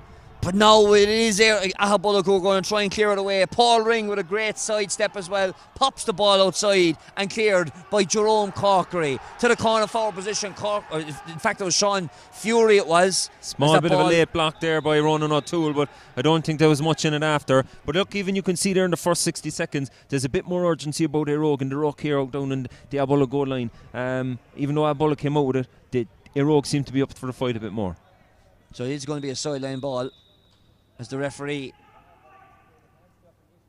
Tom Tarrant not too impressed with the sideline official on that occasion. Sean Fury just running away from the scene of the crime, and it is an opportunity here for Ian Barry Murphy to try and tack on a further score. He's already got 2 points to his name in the opening 6 minutes, and the Aghabullogue captain, beautiful cut. Is this going in and over the bar? It's not. Just shapes left and wide. Dylan Desmond was shaking the post there. I think years of experience there. But again, look, Eire could get. Can you do that anymore? He got away with it anyway. Kieran Sheehan got out in front here for the ball again. But look, I think they need to get a bit more support up with Kieran. And if he gets the ball, have some runners off him and a bit of speed to get past the rest of the backline. Puck out from Dylan Desmond, and you can see now these puck outs are starting to go very long. And the breaking ball to Colm O'Callaghan, and O'Callaghan looking for the first score of the second half, and does that in the Eire jersey. Much better, and you could see there, look, a totally different way the game is played. Colm O'Callaghan got it first option, take your point, whereas in the first half he had to run with that ball because it was into the wind. It's like something that he done last year for you in the UCC in the semi-final. His puck outs can go a long way down the field. They can, and Colm will be his first target, I'd imagine, for the second half.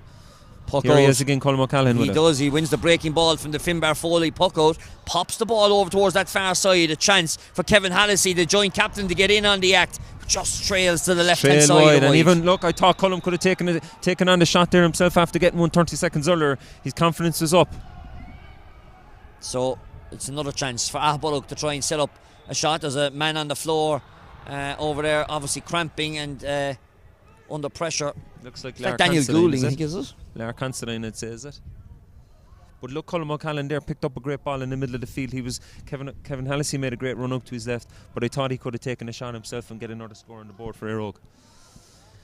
So obviously the spectators thought that the man was down for a pull across, but he wasn't. It was Lar Considine who scored 2 goals and 5 points against Douglas in their round robin series.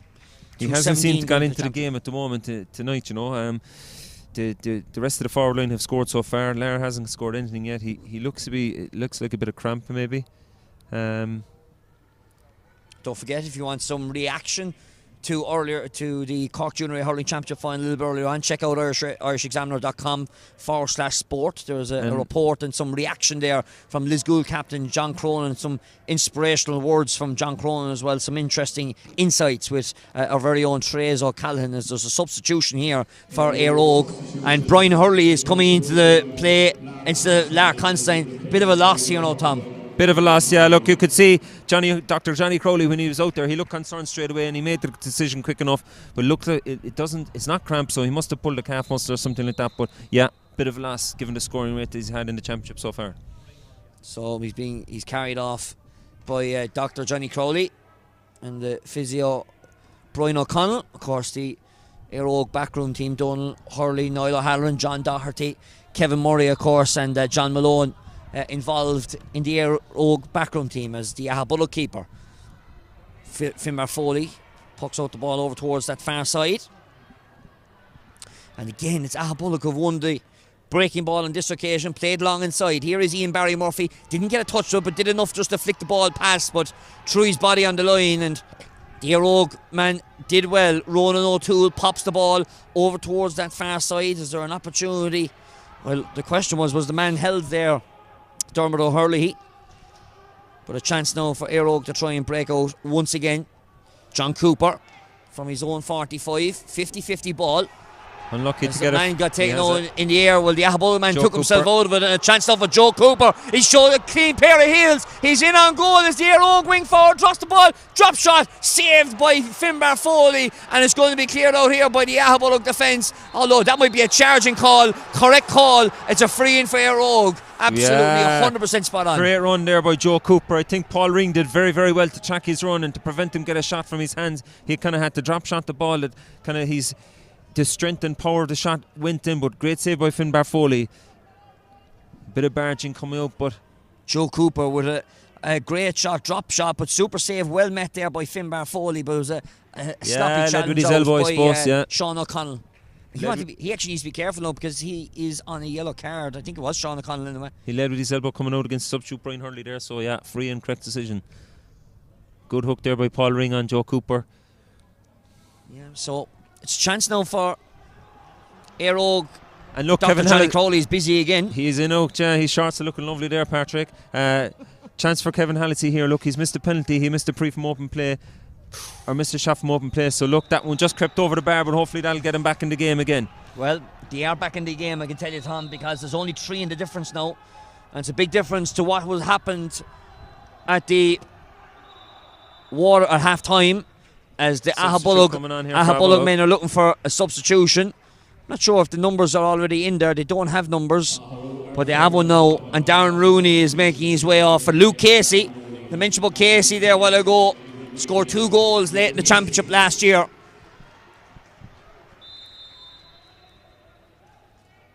And Casey goes straight in centre forward. Rooney getting the fist pump from Tom Tarrant and his backroom team from Aghabullogue. As this ball is broken down, Colin O'Callaghan. Well, there was a late hurley across the helmet of Paddy Toomey, accidental. Accidental, I think, yeah. Free in the middle of the field. Big free here now for Shane Tarrant. He nailed one in the first half out by the far 65 here. He's on 65 into the wind. Big one to get Aghabullogue back in the game. The breeze up here doesn't seem to be as strong, but as we look to the flags down on the field, yeah, they're blowing strong there at the Blackrock end. So a chance for Shane Tarrant to get Aghabullogue's first score in the second half. They badly need it. They haven't got it. They have not scored in the second half yet. No, and you can see the difference there now straight away. You know, they were clean, crisp, striking in the first half with their scores, but they're forcing it a bit more into the wind, and that just tailed wide. Puck out from Desmond, going long inside the 45. Great catch by Halliday. Halliday's going to pop the ball over the top. There could be an opportunity for score if they can get their hands on the ball, but Daniel Goulding wasn't the first to it, and it's an opportunity for Aghabullogue to try and clear their lines through Sean O'Connell. Very tenacious defending there by Aghabullogue to clear their lines. Matthew Bradley trying to get away, and Bradley has won a free, and Donald Hurley is absolutely livid on the line down there. And Brian Connery is just telling him to go back inside the line side. I thought it wasn't Donald Hurley, it's one of the backroom team, should be excused. The Aghabullogue free taken quickly. Dan O'Donnell pops the ball off to Sean Fury. Fury looking to try and get himself on the score sheet, and he does, and that is the score Aghabullogue needed to get themselves up and running for the second half. A great score, probably lucky in that he got away with a few steps there with the ball in hand, but look, Dan O'Donnell picked up a loose ball here. The Eire could cut out the sideline, or the free ball here, if we see it in the replay. So it's a drop ball here. Yeah, he pops the ball outside, and Fury was coming down the right hand side. Gets away with a few steps here, I think. Yeah, but he got a great score. So back out to 4 points in favour of the north sider of the lead down at the bridge. But a chance here now, and Kieran Sheehan trying to break off, going into goal, pops the ball off. Is there an opportunity for score? Has to walk it over towards that far side. Goulding, is he over there? Well, he is, but he's forced outside to Halliday, and Halliday converts the points. Yeah, look, there was a goal chance on there, but between the experience of Kieran Sheehan and Daniel Goulding, they kept the ball alive and got a point out of it. 3-point game. They're cutting the deficit slowly but surely. So back down to 3 points we go once again. It was 5 at half time as we are in the 10th minute of this Co-op Superstores Cork Intermediate A Hurling Championship final. Puck out down to this near side, broken down by John Cooper. Popped out by Joe Cooper and walked across to Kevin Hallisey over towards the top of the left. Run made over there by Daniel Goulding, turns back on the right hand side. Was his hand being held? No, says our referee. Play continues on. Ball goes in, but going to the right hand side and wide. And Eire are keeping Daniel Goulding and Kieran Sheehan close to goal now, so they're recognising at least that with the experience of those two players in there, if they get the ball into there, they'll get some rewards out of them. Foley with the puck out down towards this near sideline. Just touched there by Dan O'Dineen. Ball kept in though by Paddy Toomey. Did well just to flick it on. Here's the dual star, Dan O'Dineen, switching the play over towards that far side. And now Aghabullogue with opportunity. Oh, left the ball behind them. I think he was taking a shot on goal before he even got the ball there that time. Ball worked over towards that far side. He's got back though, in fairness to him, has looks like Paddy Toomey over that far side. There's a chance here, trying to walk it through as Paul Ring, but he's been turned over. Two Aghabullogue men take each other out. There's a bit of afters down there as well. We're going to keep an eye on the play. Play continues on. Not Is this Kieran Sheehan? Sheehan looking for the score. Sheehan's got the score. Massive score it is. Yeah, great score there. Look, it could have went from a position of Aghabullogue bearing down on goal. Missed pick, worked it down the field, and again, Kieran Sheehan has got a great score there. Some concern now once again. Niall Barry Murphy obviously cramping up down below. Referee saying, come on, let's go, let's keep going. But Daniel Goulding, for all the fitness he might have, he has to give a chance. These aren't inter-county players. I think he's questioning whether Aghabullogue are trying to take a few seconds in the clock here. But look, Aghabullogue are chipping away at the lead. They're down to 2 points. Eire are chipping away at the lead. They're down to 2 points. And Aghabullogue have only 1 point, I think, here in the second half so far. A quick check of the ankles there by the Aghabullogue doctor. Seems to be running away a fine, the Patrick. magic bottle of water, a swig of it. As there's Your old crowd aren't too happy with that. There's 500 referees over on that far side, but only one counts, so he's wearing the black in the middle. Eire winning the puck out once again, and John Cooper forward with a high hurley, and now Eire are in the middle of a purple patch. They are, their tails are up, but look what they're bringing to the game now in this first 10 minutes of the second half was lacking in the first half. They have real intensity here, and they're in the middle third of the pitch. Kevin Hallisey is on the ball. He's had 3 points already, 2 from frees. He's got his eye back in after the penalty and the 1 from play, so he'll be looking to slot this over the bar. So Hallisey just outside his 65 metre line with the aid of a strong breeze into the Blackrock end, splits those uprights, and now all of a sudden, for the first time since how long ago? Well, it's since the 5th minute, the margin is down to 1. Yeah, look, and Eire are in the ascendancy. Aghabullogue are struggling to reproduce the form of the first half. They'll be looking to get to the first water break here and try and regroup. 13 points to 12. Paul Ring now winning the breaking ball over on that far side, sends it short. Matthew Bradley, heavy hitting Bradley. Play continues on. It was quite square. Ball's walked inside towards the full forward line, and Aghabullogue now looking. Maybe they're trying to go for goal themselves. They're going in. Iron goal, shot in, great save. Saved. Great save by Dylan Desmond, and it's a chance for Ian Barry Murphy. Works the ball outside to Michael Dennehy. Dennehy just pops the ball over the top, and great score from Dennehy. Good composure showed by the Aghabullogue midfielder. Yeah, great score to get there after that save by Dylan Desmond. You know, to work the ball back out and to get a point. Eire were probably a small bit lucky. I thought there was a late tackle there, Matthew Bradley over on the far sideline, but that was an important score for Aghabullogue to get a point. So substitution for Aghabullogue, and Dennehy, that's after scoring that point, he's getting substituted after great work. Sean O'Sullivan coming in for his place. Yeah, it's unfortunate. He just got a great point, and even running back out the field, you could see that he was a bit more confident in himself. Sean Sullivan into the fray as the puck out from Desmond down to this near side, tripping the legs there, while referee says there was a man ended up on the floor, and Joe Cooper's been pinned for a tangle of legs. Exciting second half here now so far, Patrick. 2 points in the game. Well, this is the inaugural competition, and there's a big prize at stake here, Tom, because the winners will, as I mentioned a little bit earlier on, go into Group A along with Carrigaline, Courses and Youghal. So a lot at stake for both clubs, and especially when it's a local derby, neighbouring parishes, it means a lot as well, Tom. Yeah, look, and they'll be disappointed there with that ball there by Niall Barry Murphy up into the far corner to who's coming out for it there? Matthew Bradley. They'll be disappointed, a wasted chance to get something on the board again. So coming out to the closure of this third quarter, Aghabullogue did have a margin of 5. It's down to 2. And this possibly the last phase of this third quarter. John Cooper with the sideline ball. Beautiful cut going towards the Eire half forward line, and a chance now for Kieran Sheehan, where he just pops the ball outside, and coming on like a train was Colm O'Callaghan. He's in on goal. O'Callaghan with the shot across the face of goal to the right hand side. Well, He's there got was a a free free coming in. in. There was a ball played into Kieran Sheehan there. You could see Colm O'Callaghan. He looped his run. He kept going. The ball played off Kieran Sheehan. I thought he might pass across to Daniel Gooley on the far side and hand pass, but I'm not sure what the free is for. Well, there's a man taken out of it late, but it looks like Colm O'Callaghan was going in on goal. It could be a careless use of the hurley as well. Tap at the hurley, I would suggest, on the hurley of Colm O'Callaghan. And it's an opportunity here for Kevin Hallisey to try and reduce the margin back down to 1 on the stroke of the water break. And Hallisey converts that. He blazes it out nearly up to the Chill Insurance sign on the far side. And all of a sudden, Eire were up by 5. They only lead, or they were down by 5, I should say. They're now only down to 1 point. Yeah, 6 points to 2 win there in the first quarter there for Eire. Big moment, and great save by Dylan Desmond down here for Eire. Could be a turning point for them after the penalty, but yeah, Eire are in the ascendancy. Let's have a look at the 2 bits of pieces we want to have a look at here, the 2 clips. Joe Cooper's run from the middle of the field first up with a great save at the end. You can see Paul Ring tracking him here. Look, he's trying to get a hook. He makes him drop hit the ball. Finbar Foley, great save. Yeah, and there was a free one. There was a free in there for a charge. For Barting, yeah. And down at the other end, then Aghabullogue with an opportunity of their own as well for a goal.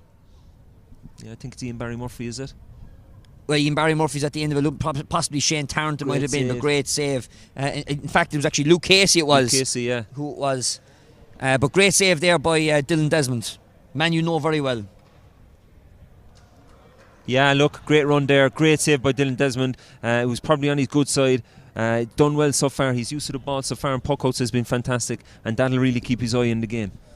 So, you're in the shoes of Donal Hurley, the Eire manager. They're inside there trying to urge their men on to give it one more lash. What's the encouragement here? More the same. They probably spoke about it at half time, Patrick, in what they wanted to bring to the game, and they've brought it to the second half, and that's what they need to bring. They have the aid of the wind. You can see Dylan Desmond there. He's really trying to get back to that goal pretty quickly, and I think Eire want this game to start again and to keep going. And as for Aghabullogue, I know they're playing against the wind, but they're doing things right, just walking short up through the lines, and it seems to be working for them. They had that goal opportunity moments ago. Yeah, look, I think Dan O'Donnell's been well tracked, Matthew Bradley has been well tracked, and Shane Tarrant has been well tracked in the second half. They probably need to get those 3 players into the game a bit more, even if they had to bring them out to midfield. Eire in here in the middle of the field, there's nobody marking him, so where's the Aghabullogue fella? Well, I think he's just trying to win the puck out, and Aghabullogue trying to find spaces. And he's covering the space here now. Foley with the resumption of this final quarter of this Cork Intermediate A Hurling Championship final for 2020. The inaugural lifting of the cup and a prize at stake to go in, and a free one in there. Well, Tom, you mentioned about an inspirational like Brian Corcoran. Well, is he stepping up to the plate? He won it there, and that's what they're bringing to the table in the second half. They're bringing that intensity and that willingness to win in the rucks. That wasn't there in the first half, and you can even see when they won it, Brian Corcoran there was fists in the air. Aghabullogue were questioning it, but it was a free, and they seem to be getting run the mill. Kevin Hallisey here on the ball again. Hallisey looking to try and get another score to his name. Already has 5 points to his name in this final. It's going to drop in short into the chest of Finbar Foley, who's dealt with it very well. Over towards that far side is Colm O'Callaghan, though, being closely marshalled by his football compatriot Paul Ring. The Eire man just pops the ball outside and spilt lines, but O'Callaghan got in there and again, but so did Ring to dispossess him. And Paul Ring looking to just trying to pop the ball up towards Sean Fury, keeps it ahead of him. And that's the main thing for Aghabullogue if they're going to win this game, to try and keep that ball alive at all costs. And Luke Casey's on the ball here again, Patrick. 2 goals to his name in this championship. Long ball going in. What a score from Luke Casey! He's looked lively since he came on. The run for the goal chance in the first quarter in the second half, and he got a great score there off his left side up at the far sideline. Super start from the Aghabullogue wing forward. And a big puck out here. Here's Dylan Desmond switching it over towards that far side. The ball's going to break down. Is there an opportunity for goal? Walked over towards Goulding. Goulding with a shot. Back to the net for Eire. And the first time in this game they take the lead with 47 minutes gone on the clock. Huge puck up by Dylan Desmond down in the edge of the D. I think it was the substitute. Brian Hurley picked it up, ran on and passed it off to Daniel Goulding. Great goal. Brian Hurley orchestrating that goal and buried to the back of the net by Goulding, Well, it's a big storyline now, and now the character of Aghabullogue is going to have to be shown as this puck out is sent over towards that far side, and a free out for a push to the back by Sean Fury. Yeah, and everything seems to be going Eire Óg's way now at the moment. Picking up breaking ball, winning frees. And a chance now for Eire Óg to try and clear their lines. I think it was a pass off the stick of Brian Hurley, the substitute, was it? Yeah. Great pass Over out to towards Daniel Goulding, Daniel right into Goulding. his hand, and he was able to stick it without moving a foot. So And I'd say Dylan Desmond is going to line this up for a score. Well, he did get 2 frees against SARS in that semi-final. He missed a penalty in the penalty shootout, but did save 2 further penalties. It's a long ball from Desmond in towards the edge of the 6-yard box, got a touch on it. Finbar Foley was fouled inside in the 6-yard box. Good keeping by the Aghabullogue Very man. good. He's been performing well all night. Very composed, very assured in there in the goal. One is free, and here we go again. So the free from Finbar Foley. Well, it's all 50-50 balls so far, and Eire Óg have been winning most of those 50-50s, but Aghabullogue, and in fairness to Matthew Bradley, he's nearly covered every blade of grass in Páirc Uí Chaoimh. Yeah, and he wanted to take the free there, but I think Shane Tarrant took it off him. Shane But Tarrant. they need to get going again in the game, the two of them. They need to get going. Well, I was wondering about the ball from Tarrant. Was he doing the right thing? Plays it out to Casey, pops the ball over the top. Here is Sean Sullivan, looking to try and walk Man the ball. inside. Man after goes to the inside. Inside is Paddy Toomey. Toomey with the shot. Straight at keeper though. Dylan Desmond dealt with it very well. And a chance for Eire Óg to clear their lines. And here is John Cooper as the lights here in Páirc Uí Chaoimh start to get switched on. Who's going to get caught in the headlights, or who's going to be shining under the lights at the end of this intermediate A hurling final in Cork? Here's Niall Barry Murphy switching the play over towards the top of the right, and running over there is Matthew Bradley. Does well to keep it in from going out, but he's beaten for pace over in the top of the left, and a chance for Dermot O'Hurley just to try and settle things. Plays it back to Desmond. Desmond winds up, buries it, switch the play over towards this right hand side. Heavy shot there on Sean Sullivan. That was a sloppy climb there by Kieran Sheehan. Took the man out. It was like he was going for an Australian rules catch. He was going for the mark. I think Paddy Toomey probably should have taken a point down here to get Aghabullogue back in the game and to level it. Dylan Desmond came off his line. It was more or less straight at him, but he should have taken a point, get the game level, 10 minutes left. So Shane Tarrant looking to try and level up this game with 10 minutes. It's a big ask against a strong breeze from his own 65. Well, he's got the distance. Has he the accuracy? Has he what? Has he what? Great strike to get them back in the game. Level pegging going down the home straight here. Great finishing store. Level once again. We've 9.5 minutes left as there's another substitution coming the way of Aghabullogue. John Buckley. John Buckley it is who is coming in. It looks like Paddy Toomey is possibly the man.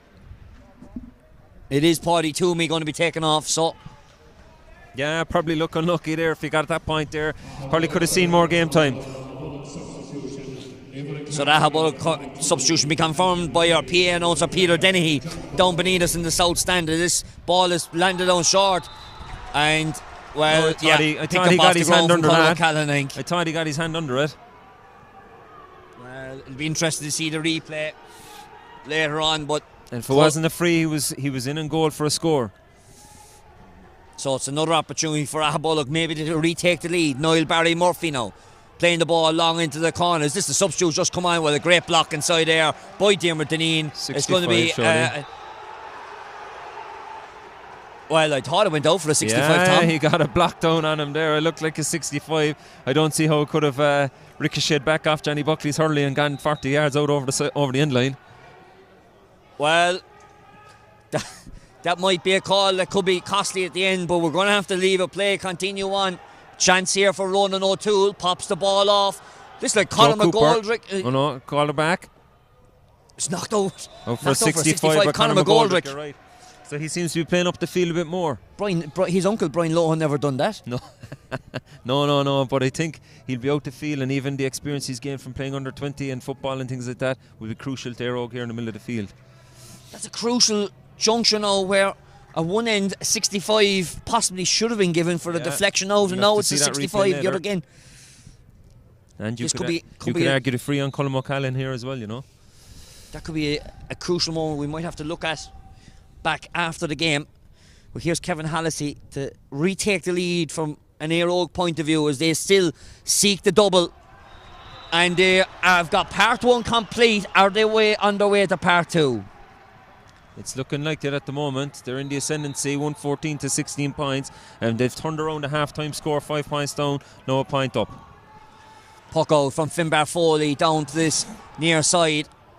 And taking over there, well, not taking over, Sean Sullivan was dispossessed, and there's an opportunity. Man going to be buried there. He missed it. Conor McGoldrick He's been moving forward. McGoldrick shortens the stick. Great hook there by Fury. But McGoldrick has picked up the crumbs once again. Pops the ball outside. Kieran Sheehan going for a cute angle score. This would be ridiculous if he gets it. Yeah, it's a bit too ridiculous. He was going right and wide. It was a bit tight now, in fairness. If it was in the Aussie rules, he would have got a minor. He would have got a minor. It would have been a 1 point behind in the Australian football. Great mention to Callum Brown of Derry, who debuted over the weekend for the GWS Giants. Puck out down to the centre of the park, a big ruck. Who's going to win this one? It's Eire and Joe Cooper. The Coopers have been outstanding for Eire in this game. A great hook, great pressure inside Eire though by Sean O'Connell to dispossess, and that ball has gone out over the line for a wide ball. Yeah, vital pressure there by Sean O'Connell to get a hook and to see the ball wide through the hook. Aghabullogue just need to get up the field and get parity, I think, you know. Finbar Foley with a further puck out. In the final 6 minutes of this Intermediate A final, ball's pucked down to Sean Fury. Fury with time and space as the sun sets over the south side of the Lee here in Cork City.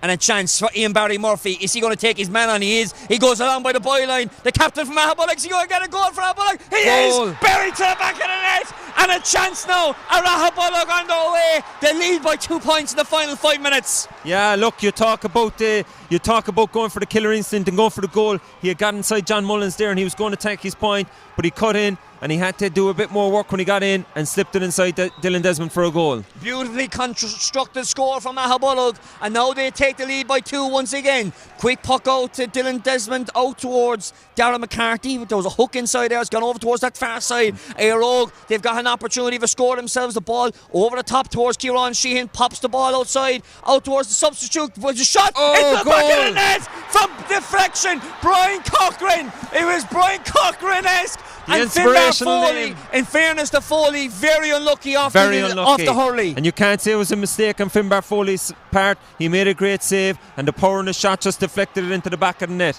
So here we are again, Eire up a point. Well, what an entertaining closing. 5 minutes left in this Intermediate A final. 2 goals inside a minute.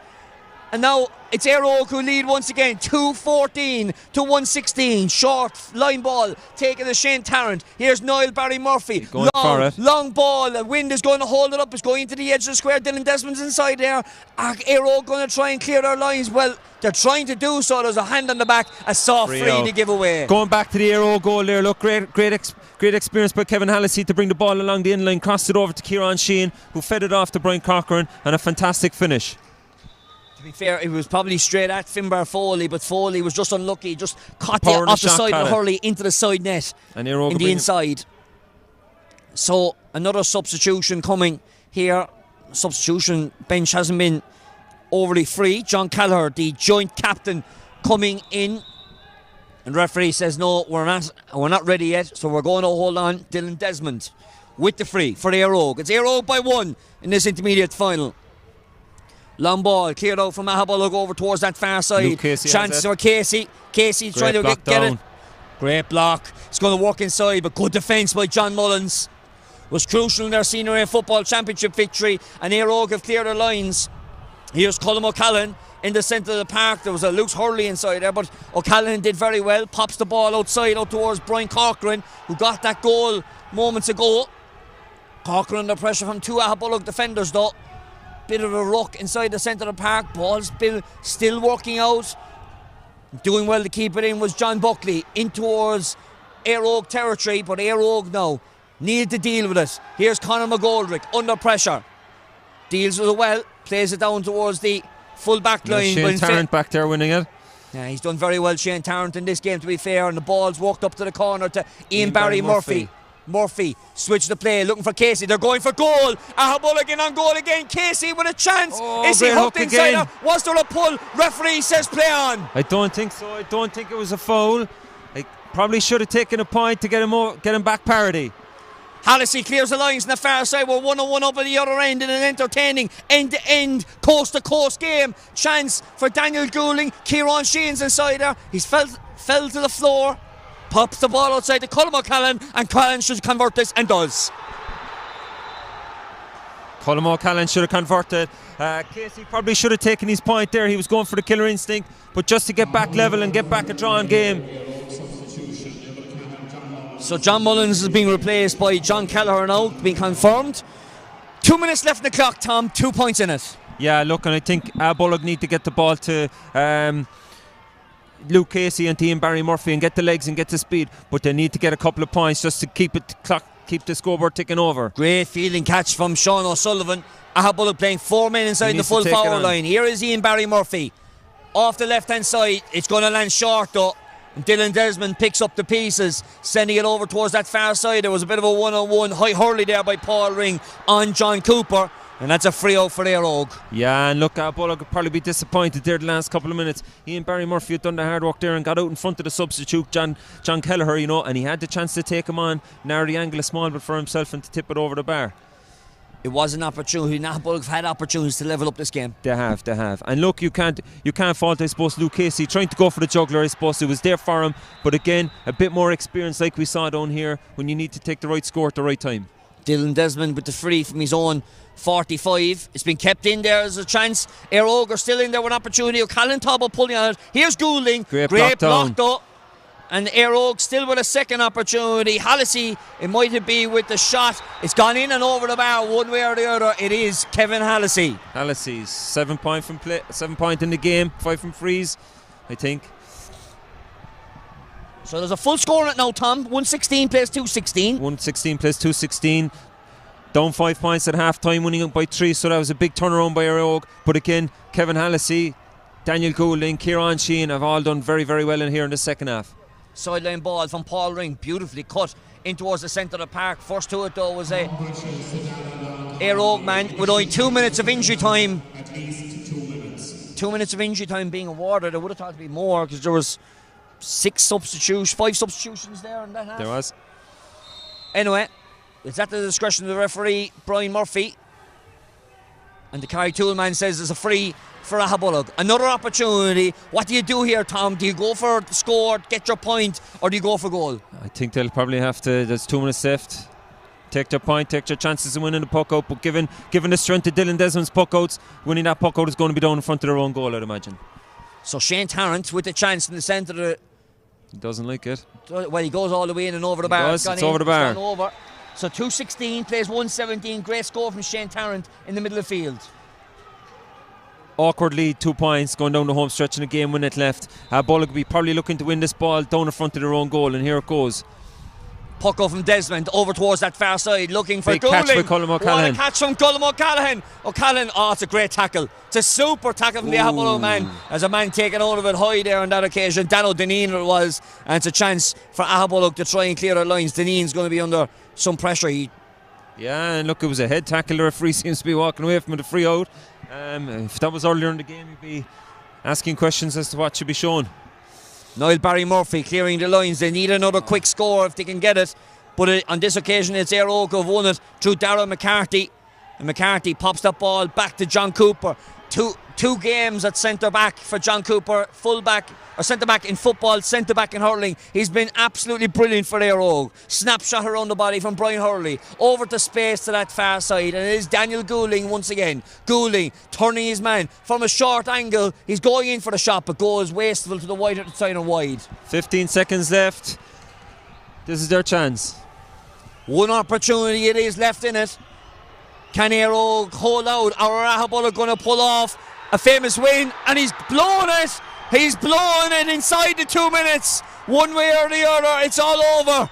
It is all over, and Eire have done the famous double. They're into the Premier Senior Football Championship, and they're up into the 3rd grade of hurling, into the Cork Premier Intermediate Hurling Championship for 2021, where they will join Carrigaline, Courses and Youghal. They've defeated Aghabullogue 216 to 117. Big second half from Eire, Patrick. They scored 2 2-9 in that second half, 2 great goals. Dylan Desmond made 2 fantastic saves. Bullock would be disappointed in that how they saw out the game, I suppose, in the second half. They had a few chances to get parity, to get level, but on the balance of play as the second half went on, I think Eire were deserving winners. Bullock will be frustrated and just a bit, I don't know, what would you say, Tom, because they had chances to get scores. There was 2 goal opportunities, one saved by Luke Casey down below here to our left side as well. And lucky, and Barry Murphy got a ball here, and I suppose experience, he had got the ball out in front of his man, he had sold the dummy, he had the space to run into, and he probably should have taken on to get an easier angle on the score, you know. But you can't say that Bullock's performance fell away in the second half. It was more a case of Eire picking up their performance from the first half, because they weren't really at the races in the first half in terms of intensity and fighting for that ball. Well, it is Eire who claim top honours in the local derby. Local bragging rights of the bridge belong to Eire. And let's have a look at some of those important pieces of analysis in the second half. And the first piece here, Tom, it was a goal opportunity for Colm O'Callaghan, who popped it out to Daniel Goulding and it buried it at the back top corner of the net by Goulding. Yeah, I think it was one of the substitutes. It was actually Patrick Brian Hurley. If you see here, look, he squared up his run to run. The defender was stuck, he couldn't do anything. A great finish by Daniel Goulding there from a very, very tight angle. But he was the right man that you wanted at the end of that passage of play.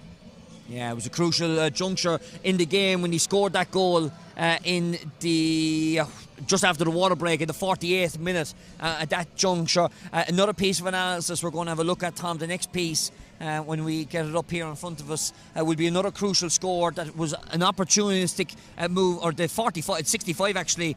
Well, we'll have to see it again in slow-mo. Yeah, well, or in some kind of replay. But in fairness, I think Diarmuid Dineen definitely got a flick of the Hurley on John Buckley. It looks like he's gone for a 65. Yeah, really. And, you know, and I suppose they went down the field then and won a 65 and converted it, you know, so that's a 2-point swing there that would have drawn the game, I suppose. And Aghabullogue would have been drawing the game, but instead Eire went up 2 points. Crucial juncture at that stoppage of play. As we look out in front of us, and Eire in absolute delight and delirium. All the fans out in force, and a famous double. Let's move on to our third piece of footage that we have, and it was a switch ball over towards that far side for Ian Barry Murphy. He went in by the byline, Tom. Got inside John Mullins. He's still a lot of work to do here with the covering defender, but a great goal. It was a well-worked score by the Aghabullogue captain, who could be proud of his efforts this evening, no doubt, turning John Mullins and giving Dylan Desmond no chance. He probably had a similar chance here later on in the game that he dropped into Dylan Desmond's hands, and if he did the same thing... Yeah, absolutely. So we'll get another piece of footage once again, and we'll just obviously, Tom, Aghabullogue will be disappointing. Aghabullogue will be disappointed with what happened.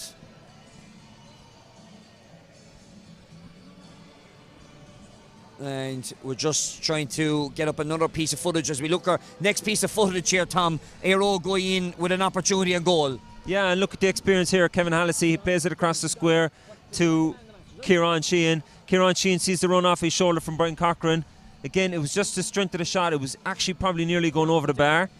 And Finbar Foley, the strength of the shot, but I think it could have even nearly been going over the bar. Tom, I'm going to put you under pressure here for a man of the match this evening. And look, I suppose late on in the game, when things were looking for who is going to get the man of the match. Look, you have a lot of contenders there. I suppose Kieran Sheehan got 3 points. Daniel Goulding got a goal and a point, I think. He won a penalty in the first half. Kevin Hallisey came into the game, as did Colm O'Callaghan. Johnny Cooper, the fantastic game centre back, and got a lot of ball in. But look, I suppose for crucial scores and experience at times, you probably have to go Daniel Goulding. Daniel Goulding will be getting our man of the match for this evening. Daniel Goulding it will be, and as we look on to the final piece of footage here, Tom, a chance for Aghabullogue late in the game.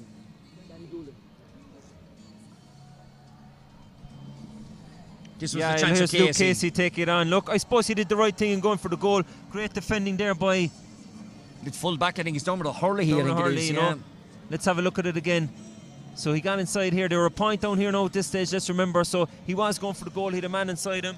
I think the question the Aghabullogue supporter would be asking is, did Hurley, well, did he get the Hurley over the arm or over the shoulder?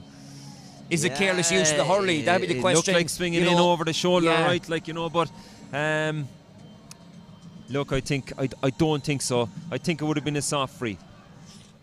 So we're waiting for the presentation to take place down in front of us. Marco Siakon, Cahirach Le Conte Corky, come Lucas Corky, waiting for the captains Kevin Hallisey and John Kelleher to join them on stage. But obviously these celebrations, Tom, it's a famous day, not in mind of what has been a famous year for 2020, albeit of course we're playing these games in 2021. Up Premier Senior football and up to third grade hurling for the following season. Yeah, it's fantastic. Like, look, and if you go back 15 or 20 years, I suppose Eire would have been junior football and they would have been intermediate hurling. But as a club, I suppose maybe it's an influx of housing and people coming into the parish. The club has grown. They've had a lot of underage players come through. I know they do a lot of work in the school next door there in Ovens and Farron across the road, and that's beginning to show. They won minor counties back in 08 and 06, and they went on to win under 21 counties. And like we spoke before the game, look, when you've the likes of Daniel Goulding and Kieran Sheehan in your club for young fellas to look, the club can only go in one direction, and they seem to be going that way. And as for Aghabullogue, they're doing a lot of great things in the club, really developing it, moving to the next level. And for them, I suppose you're trying to get the next bit of talent to move up to the next level to get onto this team again. You are. And even the way they played the game there tonight was exemplary. You've the likes of Shane Tarrant there, Matthew Bradley, Dan O'Deneen, really, really good style of hurling. They fought their socks off in the first half, but Eire matched that intensity in the second half, and they just couldn't get a betterment of it, They lost the game by 2 points. They will look back for a few questionable decisions, you could argue, and a few chances that they probably put astray. But at the end of the day, Eire were deserving winners. But Aghabullogue, similarly to Eire, they have a big parish, they have a big pick, and they're only going in one direction as well. And I know a lot of people do a lot of good work back there. The voice of Tom Kenny, two-time All-Ireland winning champion 2004, 2005 with Cork. And we'll be looking forward, while we have a chance maybe, just to quickly touch before the presentation takes place. We know one finalist for the All-Ireland final in 2 weeks, Limerick. Who is going to join them tomorrow? Hopefully Cork. No, look, Cork have a great chance going up tomorrow, and this is no disrespect to the two teams playing tomorrow, but I think they'll both be delighted in that they're playing each other, not Limerick or Waterford. We probably saw Waterford today in that time caught up with them 4 weeks in a row. Hopefully it won't be the case with Cork tomorrow. They're starting Shane Barrett in the game, fresh legs I suppose you could argue. But I think they have a great chance, Cork, to get a victory tomorrow, to get a win over Kilkenny. They haven't beaten Kilkenny in Croke Park since 2004. They'll be looking to correct that record and build on the success of the minors and the under-20s over the last number of weeks. We'll touch more in a second, because the presentation is just about to take place for the final of the Co-op Superstores Cork Intermediate A Hurling Championship Final. Mark Sheehan is going to be presiding over this presentation of the inaugural competition.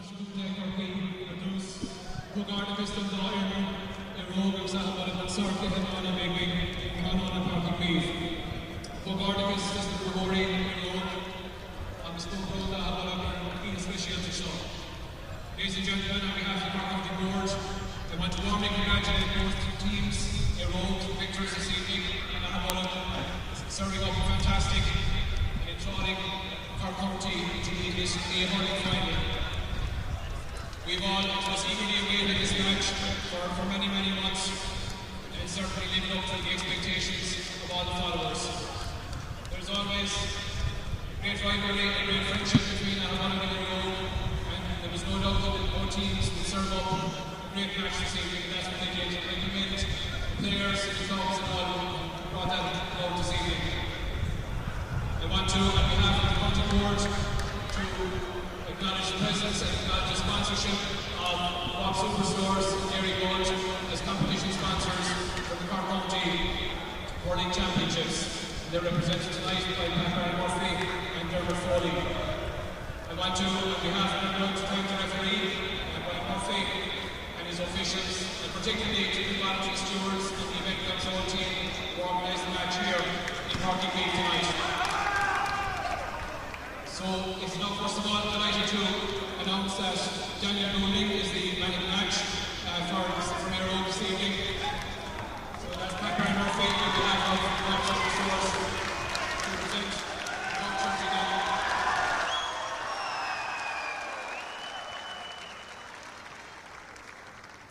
It's been fantastic year for Eire in 2020, and we've won second county competition, which is a fantastic achievement, and congratulate you warmly for that. To Aghabullogue, obviously very disappointed this evening, but for both teams and both clubs, the 2021 championship awaits in the next few weeks. So tonight belongs to Eire. We warmly congratulate them, and I'm now delighted to hand over the cup to the joint captains and John Kelleher.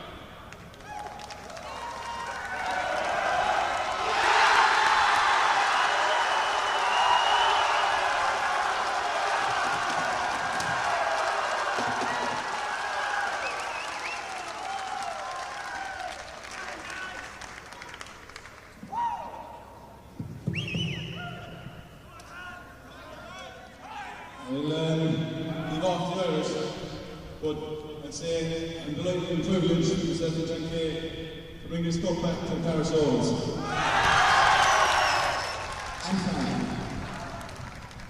And first of all, we start off with the highest Aghabullogue. Look, it's tough to lose like that. We fought every time we played, down through the years, even in 2016, we fought tooth and nail. Tonight, look, it just went our way. We're back and forth, so look, hard luck and 3 cheers for Aghabullogue.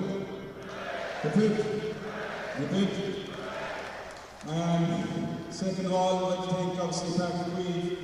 The pitch is immaculate. You know, I suppose we came back here 6 weeks ago, it's still in pristine condition, and thanks very much for that.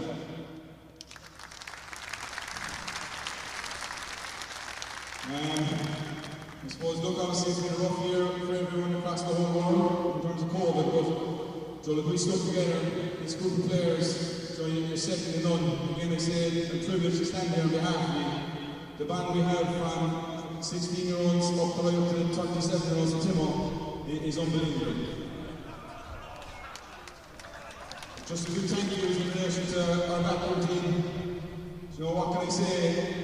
The one man that Adam came into us last year, Joe, all the engineers we felt over us, and we got coach Farley, but what he did this year is absolutely scandalous. So for now, thank you very much for everything.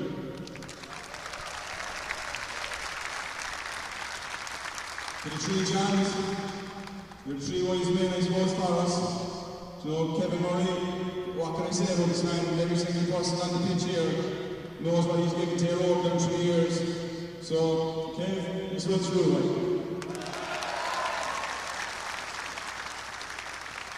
I don't have much more to say, but we'll enjoy this one, and I hope everyone, this gives a lift for everyone in Ovens and Farn during these rough times. So let's hope God will see you over the next few days.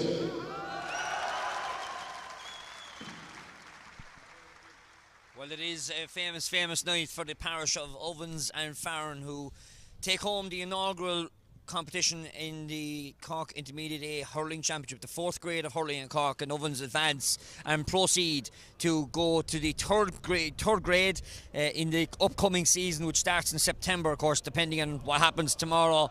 They will join in Group A, Carrigaline, Corsi Rovers, Youghal and Eire, a massive lift for Eire, who have done the double, Premier Senior Football and 3rd grade hurling. Tom, are they the deserving winners on the night? I think so. Look, if on the balance of play in the first quarter, I suppose they're only a point down, or 3 points down, sorry, the first water break 9-6, and they'd done a lot of donkey work there. They fell away for the second quarter of the first half, but in the second half they brought that fight to the game, they brought that intensity, they were a lot more sharper, and on the balance as it went on in the second half, deserving winners, yeah. And I think from an Aghabullogue point of view, Mark Sheehan pretty much got spot on today, earlier on, and now again. For both clubs, yes, celebrations, socially distanced, safety and whatever, but they need to get themselves gathered back together again, because it's only 4 weeks away before the 2021 championships get underway. That's correct, yeah. And even if you go back to the 2019 championship, Patrick, there, Aghabullogue got to a semi-final against Blackrock, okay? They got to a final in 2020, in the 2020 championship, let's say. So look, they just need to get back up on the horse for the 2021 championship and see can they go a step further. They're thereabouts, they will be thereabouts again, and they just need to use the positives from the year that they've had in terms of getting to a final, using the likes of Matthew Bradley, Dan O'Deneen, Shane Tarrant, all these guys, and Ian Barry Murphy as well. The experience of playing in this game, Luke Casey as well, will stand to them when they go into the 2021 Hurling Championship. And look, it is a difficult thing to do, but you need to get back on the horse straight away and just get over it. So it's a famous night for Eire tonight. Tom, I need to ask you about tomorrow and just go slightly more in depth on tomorrow's game. Limerick have qualified. Cork, what do they need to do tomorrow to cut off Kilkenny so early and try and get over the line?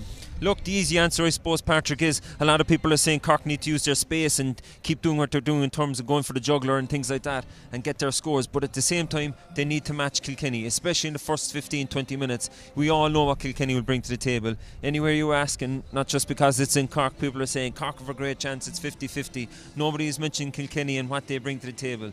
They will bring a big effort to the table, much like Aghabullogue did here in the first half in terms of that fight, that willingness to get on the ball and to win those dirty battles. That's what Kilkenny will bring, and that's what Cork need to match as well. But they need to match it right from the word go right to the finish and marry that in with a bit of speed and with that gut instinct and that newfound killer instinct in terms of getting goals.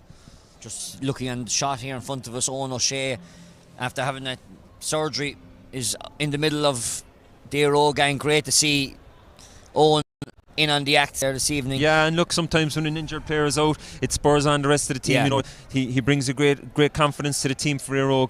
And as I said, when someone's out injured, sometimes it gives that team a bit more of something to fight for in terms of winning the trophy or winning a match.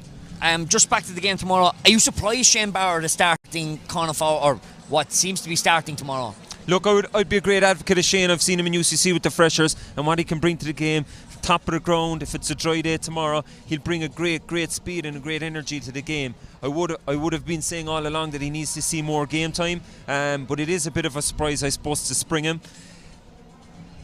But he'll suit him down to the ground playing up in Croke Park. And like I've said before during the week, that Cork need to play the likes of Shane and these guys, Alan Connolly, they need to play the game and not the occasion, you know. Shane will be going up to Croke Park, big imposing stadium, playing Kilkenny, you know, but it's a game, it's against another team, it's between the white lines, and that's the mentality he needs to take tomorrow. And look at the other side then, Robert Downey, well, whoever he's facing, whether it's Walter Welch, TJ Reid. Yeah, look, you don't know who Kilkenny are going to start. For Cork. Surprised Walter Welch isn't named to start. He possibly will be. TJ Reid in full forward. Not sure if he'll stay in there all the time because he does a lot of play and link-up play out here for Kilkenny.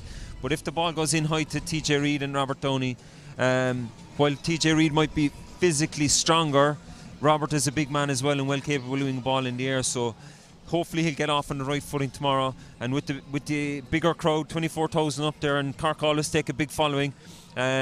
Hopefully the crowd will get on Cork's backs and bring them along the way. Sure will indeed. Look, Tom, thanks very much for joining us. I know you're heading to the match tomorrow, so enjoy the match tomorrow. Looking forward to it, Patrick. And hopefully Cork will come out on the right side of the result. Hopefully, please God, it'll be great. Tom Kenny, thanks very much for joining us this evening on the Irish Examiner live stream for this Cork Intermediate A Hurling Championship, where Eire have come out on top on a scoreline of 216 to Aghabullogue's 117. My thanks to Sam on camera and to Kieran on sound for the evening. Do stay tuned to irishexaminer.com/sport. We'll have a report and reaction to come in the next next while or so. And of course, watch out for the social channels tomorrow and of course Monday, when we'll have some reaction to these two finals over the weekend on Monday's paper.